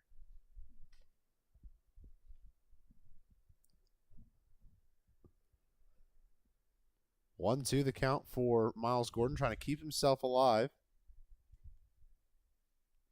Pressure situation that could be for Mr. Gallardo. Long wait before the 1-2. Finally pitch on the way from Curtis. Again, it's skied high. I'm so sorry. And it is a pop out in the infield. When they went back to the camera that is usually used for that angle, it was still pointed at Augie Gallardo down in the bullpen. But we're all good. It's out number 1. You're good. I don't know if I am or not. And with 1 down and nobody on, the switch-hitting left fielder Brian Rosario heads to the plate. I'll be honest, I don't remember from the beginning of the game. I thought he bat right earlier in the game, but now he's batting as a lefty. Maybe I'm just making that up that he was a righty earlier. I know he's a switch hitter, and he's batting lefty this time. First pitch home, catches the zone for a called strike 1. Also would like to say hello to John L. Smith. I'm sure he's listening in tonight. I appreciated the work from John L. Smith the last time the Otters had that rain delay back there at Evansville. He provided our few fans that were tuning in and waiting for the game to start with some Otters facts. So we got to learn a little bit more about otters that night. The actual animal otters? Yes. What were one of the John L. Smith facts? That otters are usually team hunters when they go looking for food. Kind of like wolves. I mean, if you ask Florence, evil is written right in the Otters' Twitter handle. And they're also not the friendliest of animals. Not one that you can cuddle up to, right? Yeah, he that was one of his other little fun facts, was that you cannot legally own an otter. Really? I'm not sure if they're endangered or not, but that could play into it. And who made John L. Smith the leader in otter knowledge? That I'm not sure of. But I do know that Brian Rosario is looking at a 2-2 count. Base is still empty. 1 out still on the board. He is a tremendous camera operator, as is Austin Hernandez and Hunter Wade and Michael Russ to a lesser extent. 2-2 is extended and swung on and missed by Brian Rosario. They got him chasing, and the Otters are down to their last out in the top of the 9th. I mean, we're not going to see probably Logan Sawyer here in the bottom of the 9th unless the Otters take that lead, because you often don't want to put your closer in a non-save situation. Just puts all that pressure on Augie Gallardo in a time like this, where there's been a couple performances recently from him that he has struggled, including against Tri-City earlier this week, where Jake Blancic had to come in and finish the game. So we'll have to see what Gallardo can bring to the plate this evening. First, Steven Sinsley is looking at a ball 1 high. Of course, Steven Sinsley could change this game with one swing of the bat. We've seen him hit home runs just about to, well, Lake Erie from Bosse Field, out there towards right field. Takes a called strike on the outside edge, evening the count up at 1-1. The good news this evening is the Cardinals won. The bad news is that Zane Clodfelter was unable to support them from the comfort of his own home, and I apologize for that. I had told Matthew I was hoping I could get home in time to see the last couple of innings of the Cardinals game, but no. The Otters really wanted your attention this evening, and Steven Sinsley will have to try to wow you with 2 strikes now. And the Cardinals game started 45 minutes after our game did. Well, you can see, if you happen to be watching on Flow Sports, both Sawyer and Gallardo are up and ready, basically, for whatever scenario approaches. So if it's a tie game, it's going to be Augie. If it's a 5-4 lead for Evansville, it's going to be Logan. Bingo. Steven Sinsley able to foul a pitch back towards the netting, keep himself alive at 1-2. Now you can just barely see the welcoming lights of the Pilot gas station behind the center field wall out there at Avon, Ohio. Flags on the flagpole are completely stopped. Now, what two restaurants do they have? Do they have a Subway in there? I'm not sure. We usually just drive right by it. Because the Pilots always have like the Taco Bell, Subway, I'm not exactly Arby's, sure. like variation. A 1-2 to Sinsley. Down and inside. He's able to lay off for ball 2. And Zane, the deuces are indeed wild. Again. Like they have been multiple times. Well, there's like 7 members of the bullpen up for Lake Erie, but I don't think any of them are actually throwing. A 2-2 is swung on and missed. We head to the bottom of the 9th inning. Lake Erie has a chance to win this one. Otters are going to try to keep it where it's at. We're tied at 4 as we head to the bottom half of the 9th here on the Otters Digital Network.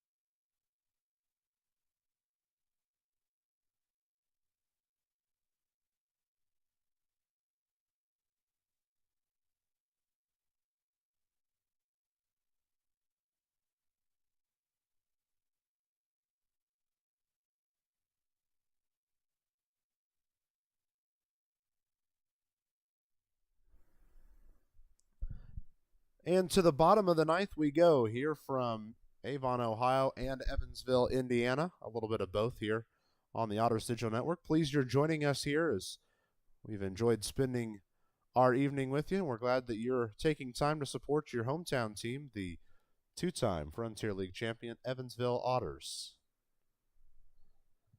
Due up in the half inning for Lake Erie will be their leadoff men, Connor Owings, Jackson Valera, and Kemuel Thomas Rivera. They will face Augie Gallardo out of the pen. This call to the bullpen is presented by our friends at Business Communication Solutions. Contact BCS for all your business solution needs. It's Gallardo on the mound and Hill behind the plate. That pitcher-catcher battery is sponsored by the Answer Auto Repair East. Find all your battery needs at the Answer Auto Repair East, located at 2319 North Green River Road, or call them at 812-475-9000. Zane would like you to let him know that he is the one that sent you.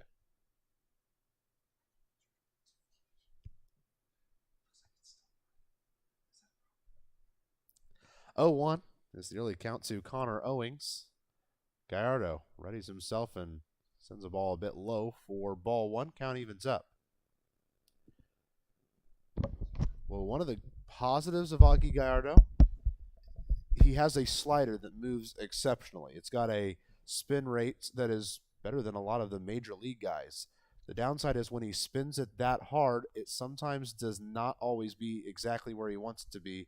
And because of it, he's got a leadoff single against him here in the bottom of the 9th.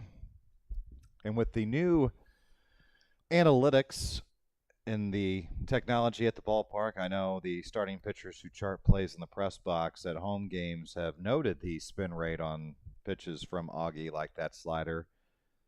And sometimes the spin works for you in a positive way, and then other times it's your downfall. Certainly been something that we've seen hurt Augie in times as well, as just trying to be a little too picky with some of his pitches. The thing that is amazing about Gallardo's performances this year is his strikeout to walk ratio. 23 strikeouts, just 5 walks against, a 250 batting average against. But of course, there's not as big a sample size as he's only been with the team for about the last maybe 6 weeks. 1-0 is in there for a called strike right down the middle. Count evens up at 1-1.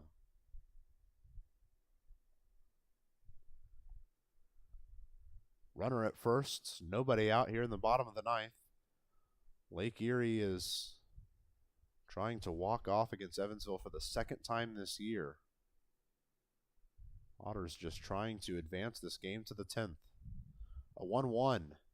Sent sharply to the left side. Is it going to be fair? It is. Davis makes the grab, but he will not be able to throw all the way over in time.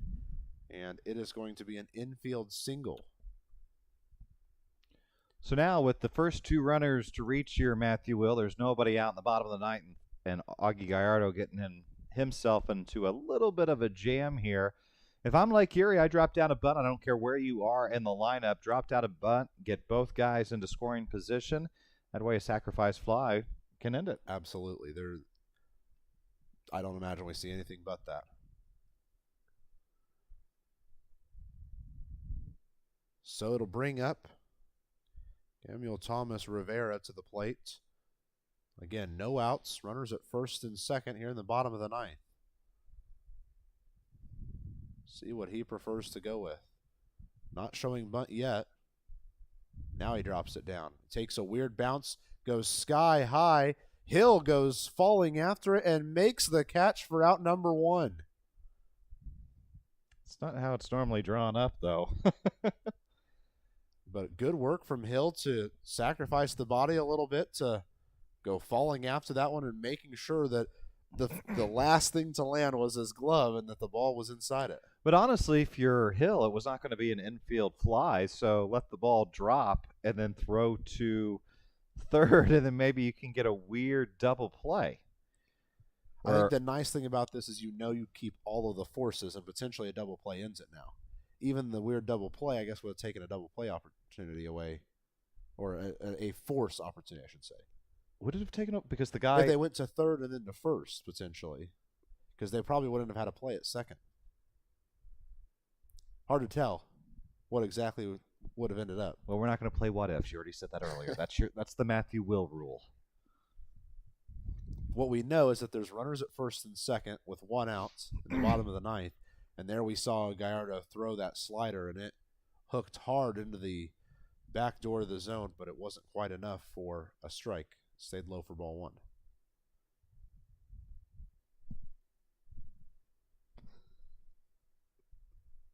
Time called by Hill behind the plate as the count advances to 1-0.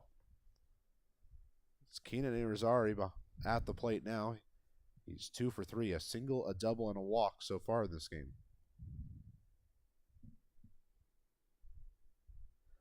A swinging strike has evened the count up at 1 ball and 1 strike. Gallardo just hoping he can send this game to the 10th. Give the Otters one more chance. Evansville is still yet to play in a 11th and sudden death, and it would be very like them to choose the game that you're calling them. It'd be written in the stars, Zane. I was actually, with the accommodations here being so lovely, I was hoping to spend a little bit more time at Matthew Will's apartment on the north side of Evansville.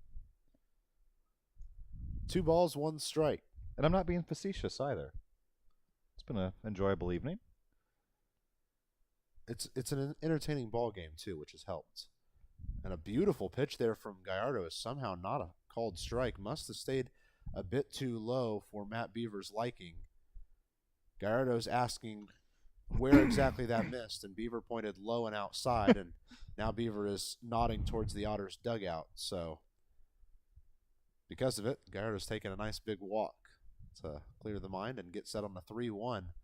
And he's still nodding up towards Gallardo, who's probably still in disbelief. And it looks like someone's been tossed. Either Max or Andy, I'm sure. Why does that happen every time I'm on the Otters Digital Network? That's a good question. We'll see which one comes running out to have some more statements known.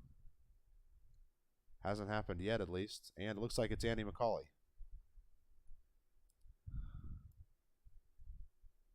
Not at all happy with the ball on that last pitch. Gallardo thought for sure he had gotten himself a called strike. Now Andy McCauley's going to take every last bit of the opportunity to state his mind. So you're 2 for 3 now. Games with Andy ejections. I swear it's just a coincidence. There's no correlation. Or otherwise, this will be my last ODN broadcast. Well, and there have been numerous occasions, even at Bosse Field, that... And I was not on ODN for that. No, but there have been numerous occasions where, even though he hasn't been tossed from the game, Andy McCauley has been upset with Matt Beaver's consistency behind the plate. So this is not the first time these two have disagreed. So now Andy McCauley has to make the long walk down to the left field gate to exit the facility and get to where the Otters clubhouse is, right next to Lake Erie's clubhouse. And who knows, maybe Sean Cheely already has a seat at a table for him. And you point out the location of the clubhouse, and Andy is taking his time leaving, and maybe not trying to read too much into Andy's post-ejection walk out of the ballpark, but maybe he is trying to allow Augie some extra time to get a couple of warm-up tosses because of this delay. The umpire's willing to give Augie a couple of tosses, and Andy, if I was his manager in a situation like this in a jam, maybe slow down just a little bit longer to maybe add 1 or 2 extra throws in. Well, and it changes this at-bat so dramatically. If that's a called strike, you're looking at a 2-2 and you have a chance to end it. This really changes how things look at this 3-1 pitch, and it's coming home right now. Stays low, ball 4, and the bases are loaded. So now Augie will have to, I guess, hope for a double play, really. And Zach Bierman was kind of walking in towards the Otters dugout to receive the play call from home. Now that I guess Justin Felix is not in the game, maybe it is Bierman that's kind of giving directions to the infield. And Max Peterson's going to come out and have a quick chat with his pitcher. So 2 ejections today, 1 for each team. Sean Cheely was thrown out by our first base umpire, Brandon Spivak, in the first inning after a bang-bang play at first base, which both Matthew, Will, and I thought was the wrong call. That went in favor of Evansville, went against Lake Erie. Sean Cheely, after hearing the verdict of out, threw his helmet down in disgust, and not even necessarily directly towards the umpire, but just threw it down and had a big enough ricochet where clearly it was standing up the umpire. He threw him out, and then here in the 9th inning, Andy McCauley tossed out for what appears to be, all the way from here in Evansville, Indiana, a case of arguing balls and strikes. Yes, indeed. Well, there's one thing you can't do here. You cannot walk in the winning run. You've got to give your defense a chance to be a defense. I mean, let them put this ball in play, and hope for a fly out, throw outs, or a double play or something. If you keep dancing around the strike zone, you're likely going to walk in what would be a winning run. So we're tied at 4 apiece. Bases are loaded with 1 out in the bottom of the 9th. First pitch is swung on and missed by Figueredo. In fact, I think it got fouled back through the legs of Hill. Currently, Owing stands on 3rd, Valera stands on 2nd, and Irizarry stands on 1st.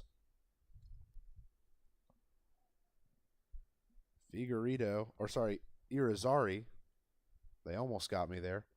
Irizarry has reached 3 of his 4 opportunities tonight, a single and 2 walks.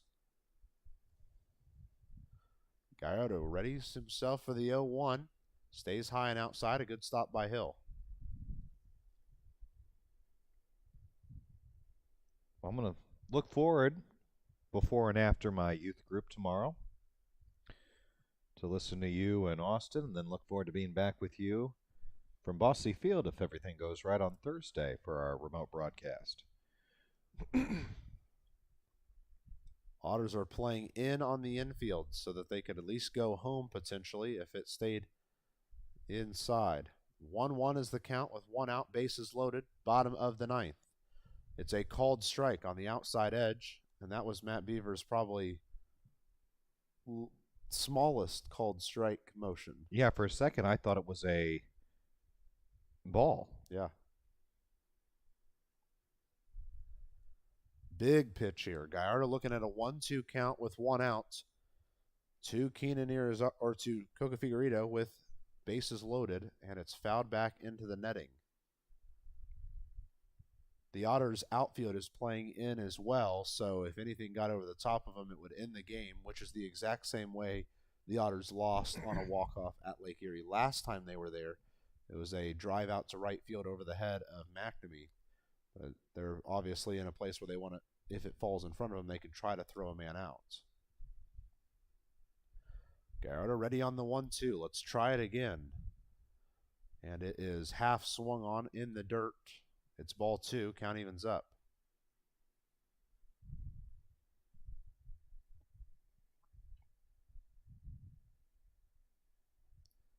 Big time opportunity for the Otters to extend this game once more and give themselves a chance to potentially win it in the 10th. A 2-2. Pushed foul to the left side, out of play, and we'll have to do it all again. Well, they're certainly making this drama-filled, aren't they? Gallardo ready for the 2-2. The bases are loaded. One out, bottom of the ninth. We're tied at 4 runs apiece. Evansville fell back early, but then snagged a couple of runs to take a lead. 2 balls, 2 strikes, and before we can get to it, time is called. Really going to have to wait for this one. Coca Figueredo has been solid tonight. Now we're ready to go on the 2-2. Gallardo has nodded towards home. The pitch. High outside, ball 3, and the Otters are potentially one throw away from walking in the game-winning run. Because Mike Shannon always used to say he wouldn't walk the game-winning run, would he? He wouldn't do that. Trying to use the superstitions. So I'm going to try to do the same thing here. Well, you absolutely can't. That can't be the way you lose this game. Got to put something near the zone and try to make him chase. A 3-2. Put in play right at Armstrong. He'll go home, and they'll get the force out at the plate for out number 2. No runs will score, and we'll have to go one more at bat.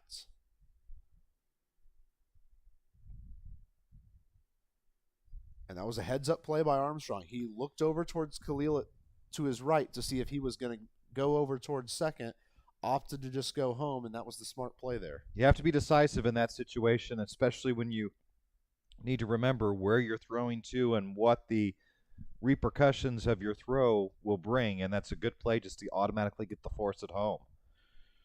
So everyone will progress 90 feet except for Connor Owings. He goes a little bit further down into the dugout. On the 4-2 fielder's choice. First pitch home to Austin White is a called strike 1. The slider came to the inside edge for that called strike. We do have a final at New Jersey. The Jackals defeat Quebec 11-5. No other games have gone final quite yet. Ball 1 drops in, stays low and inside on White. Trois-Rivières has evened the game against New York. They're at 7 runs apiece now in the bottom of the 8th. Gallardo fires home on the 1-1. Again, a slider. This one stays low again. And he'll fall behind 2-1. 2 outs, bases loaded, bottom of the ninth. If this isn't a moment you dream of as a kid. Game tied. You have a chance to win the game. And I guess if you're a pitcher, you dream of getting your team out of situations like this, but Guerrero's going to have to do it on a 3-1 count now after the pitch stayed way outside.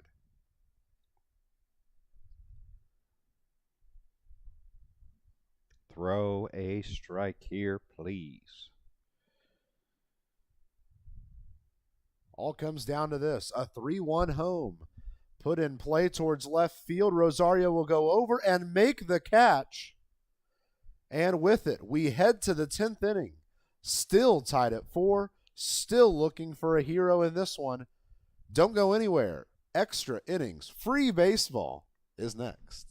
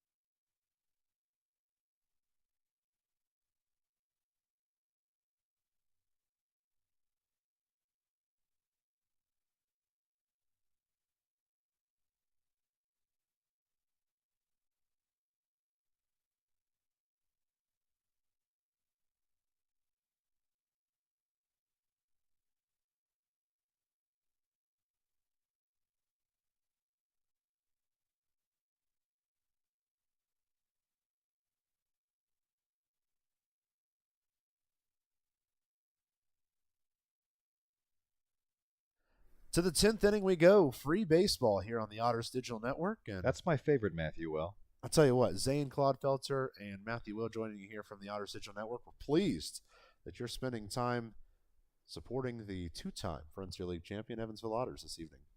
Yeah, and of course, Frontier League international tiebreaker rule in effect for the 10th inning, so you automatically have that runner at second base who is the previous out of the inning before. So that's Steven Sinsley for the Otters. He's out at second. J.R. Davis is at the plate. Another note, Billy is still manning first, Billy Easley, and it is Bobby Siegel, who is now the third base coach for Evansville in this one. And a big opportunity here for Evansville. It's always nice to win the first game in a series and to get a 3-game set off on a good note, and an extra inning victory over a team that recently has had Evansville's number would be a good way to start.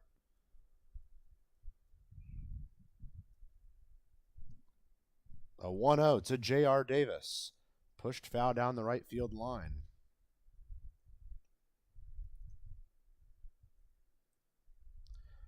And, you know, even for it being a Tuesday night, the couple of crowd shots we've got doesn't look like a bad crowd there at Lake Erie. At least the 3 nights we were there a couple months or about a month ago. Some solid crowds there. A lot of diehard fans there in Lake Erie. They come decked out ready for baseball there just outside of Cleveland. A 1-1 to Davis. Way inside. 4-2.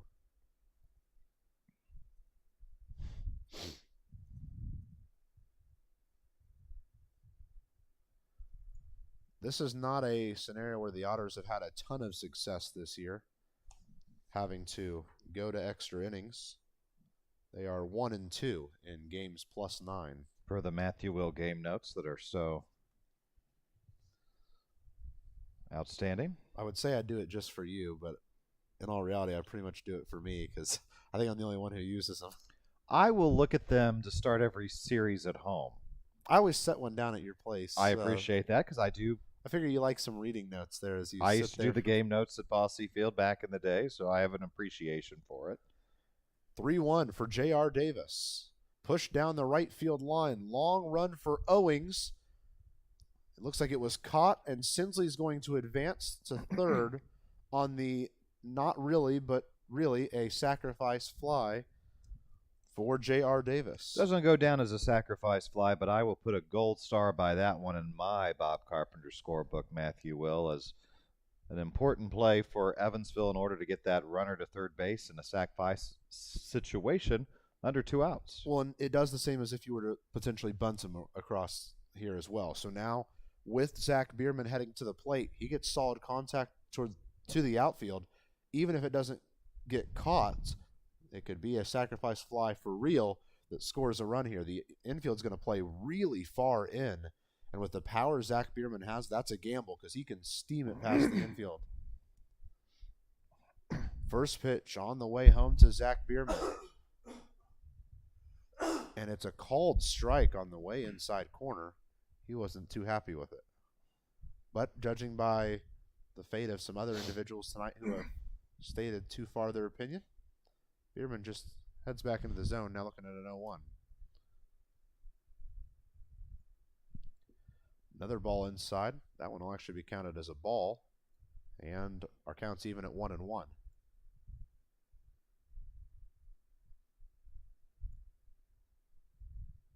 Big runner there because otherwise Lake Erie can play small ball in the bottom half of the inning and walk it off. Yeah, you absolutely need a run in this inning. Ball sent way foul to the left side. Can't tell because it's in foul territory, and it looks like it got out of play. Good heads-up play there from Sinsley, though, as he was ready to tag had it been caught in deep foul territory. Potentially could have scored on the play. But the count just advances to 1-2 with 1 out. Runner at third. We're in the top of the 10th inning. Second game of the night in the Frontier League that's gone to extras. A 1-2. Way inside, and it hits Bierman on his knee. Second time tonight Bierman's been hit. It hit him so hard, it rolled all the way back to Curtis on the mound.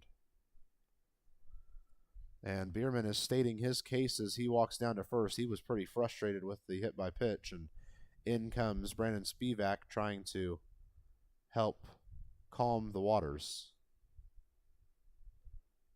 Zach Bierman very upset, and he's actually going to take a walk down the first base line a little bit. As it stands, there's runners at first and second with just 1 out in the top of the 10th. The downside about that hit by pitch is it opens up the potential for a ground and a double play.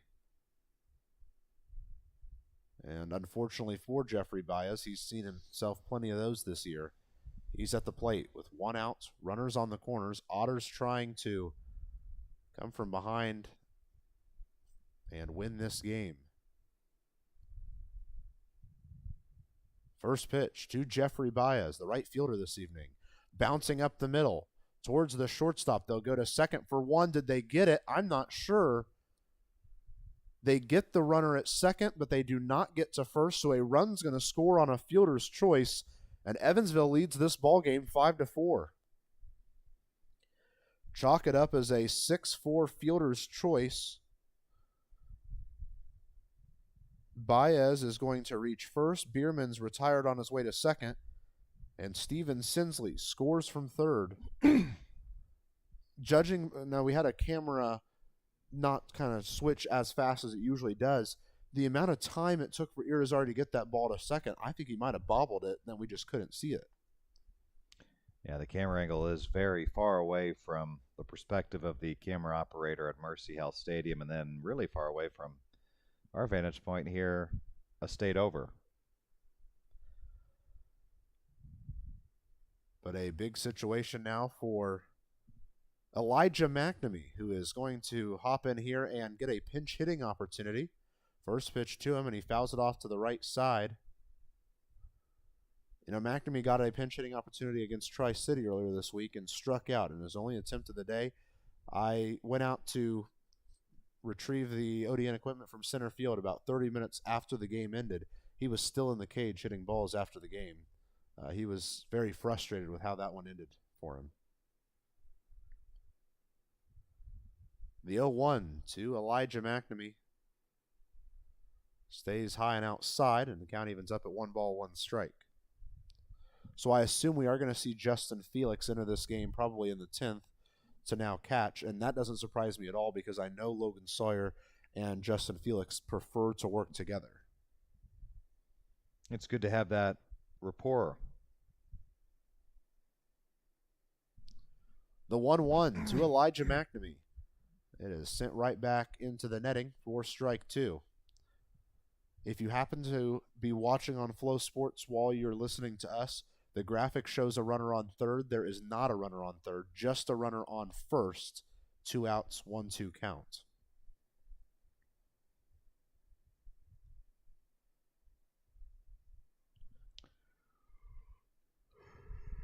McNamee ready at the plate for the 1-2. Otters need big hit Mac right here.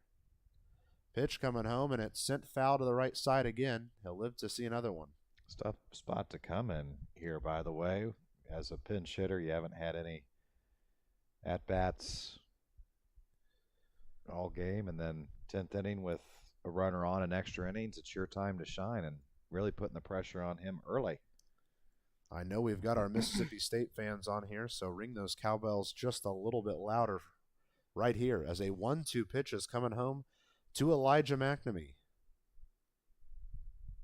Swinging strike 3, the inning ends.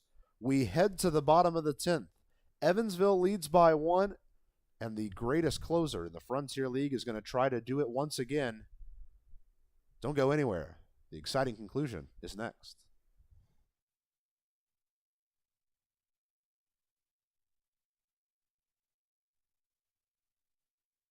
Getting ready and keeping fit for baseball season is hard work. That's why you'll find Evan at Be Fit by Bob's.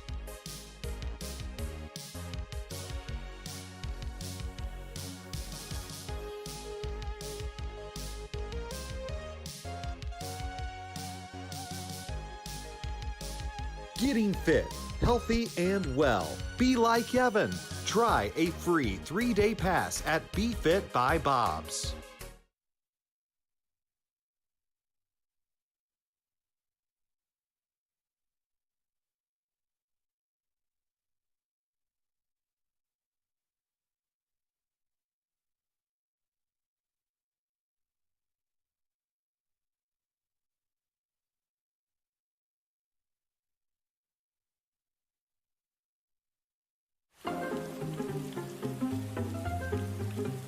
Cheer up, Evan. This rain will be out soon. You should download the 14 First Alert app and see for yourself.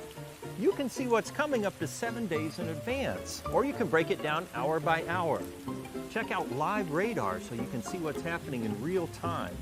And you can watch 14 News live directly from the app. See, there's nothing to worry about.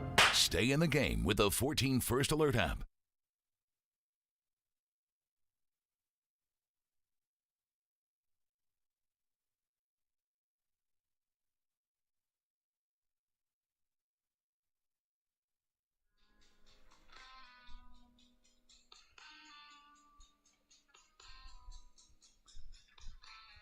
The familiar music of Logan Sawyer as he makes his way out of the bullpen, ready to close out this game. To the bottom of the 10th we go. Evansville leads 5-4. And like I mentioned, a call to the bullpen presented by our friends at Business Communication Solutions. Contact BCS for all your business solution needs. Can I see the battery? Of course you can, but remember, there's a new catcher. It's Justin Felix. Yeah. Sawyer on the mound, Felix behind the plate. Pitcher Catcher batteries powered by the Answer Auto Repair East. Find your battery needs at the Answer Auto Repair East, located at 2319 North Green River Road, or give them a call at 812-475-9000. Tell them Zane from the Otters sent you. Well, here we go. Otters just need 3. First pitch home to Jake Gitter is ball 1. By the way, the ghost runner is Austin White out there at second. He was the last out of the 9th. Lake Erie had the bases loaded with 1 out, and Augie Gallardo worked himself out of that. Yes, he did. Man, this is a big situation for the Otters. This would be a huge victory for them. Felix with a great stop, as showing bunt was Jake Gitter. The count goes to 2-0. This is another scenario that if I'm Logan Sawyer, I just have to be confident with the skill I have, and that is throwing the ball hard. And a lot of guys can just not keep up with his fastball. 2 balls, no strike, and Sawyer steps off to keep the man close at second. Defense is playing with a slight shift for Gitter, so because of that, Armstrong's playing a deep second base. It's actually Khalil trying to keep the man close, so there's a huge gap to the left side of the infield. 2-0. This one's bunted. It's in the air, and it will disappear. It's strike 1.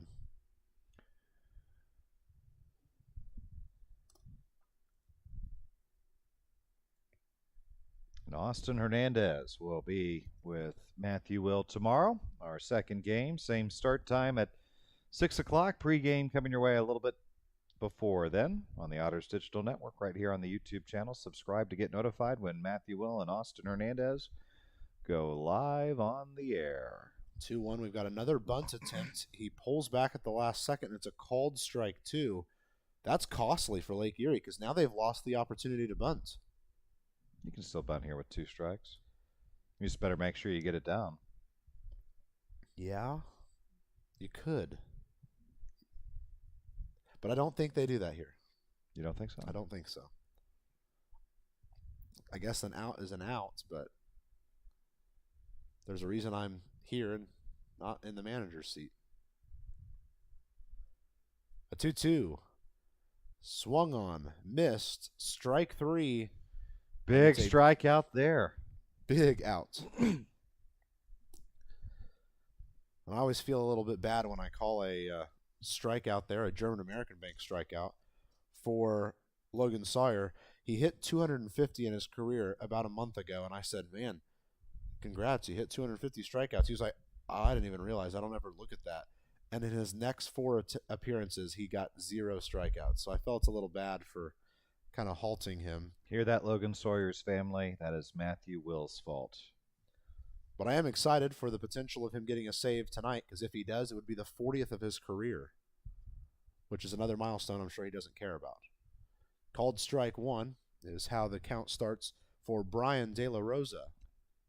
The good players never care about their own stats. They care about the stats of their team, and Logan Sawyer is better than good. He's great. He said I would care a whole lot more if I was an affiliated ball.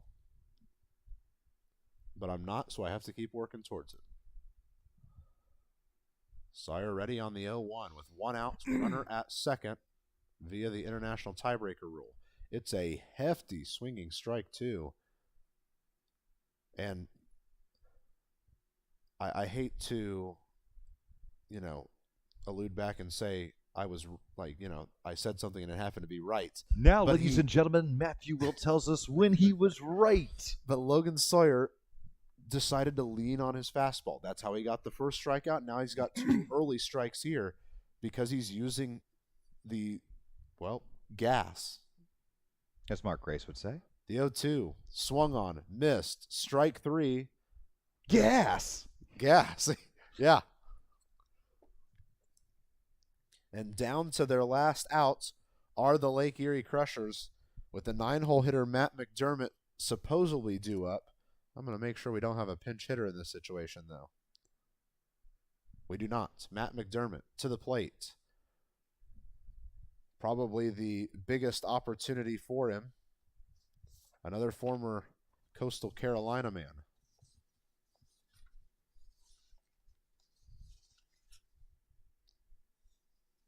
First pitch home. Called strike on the outside edge.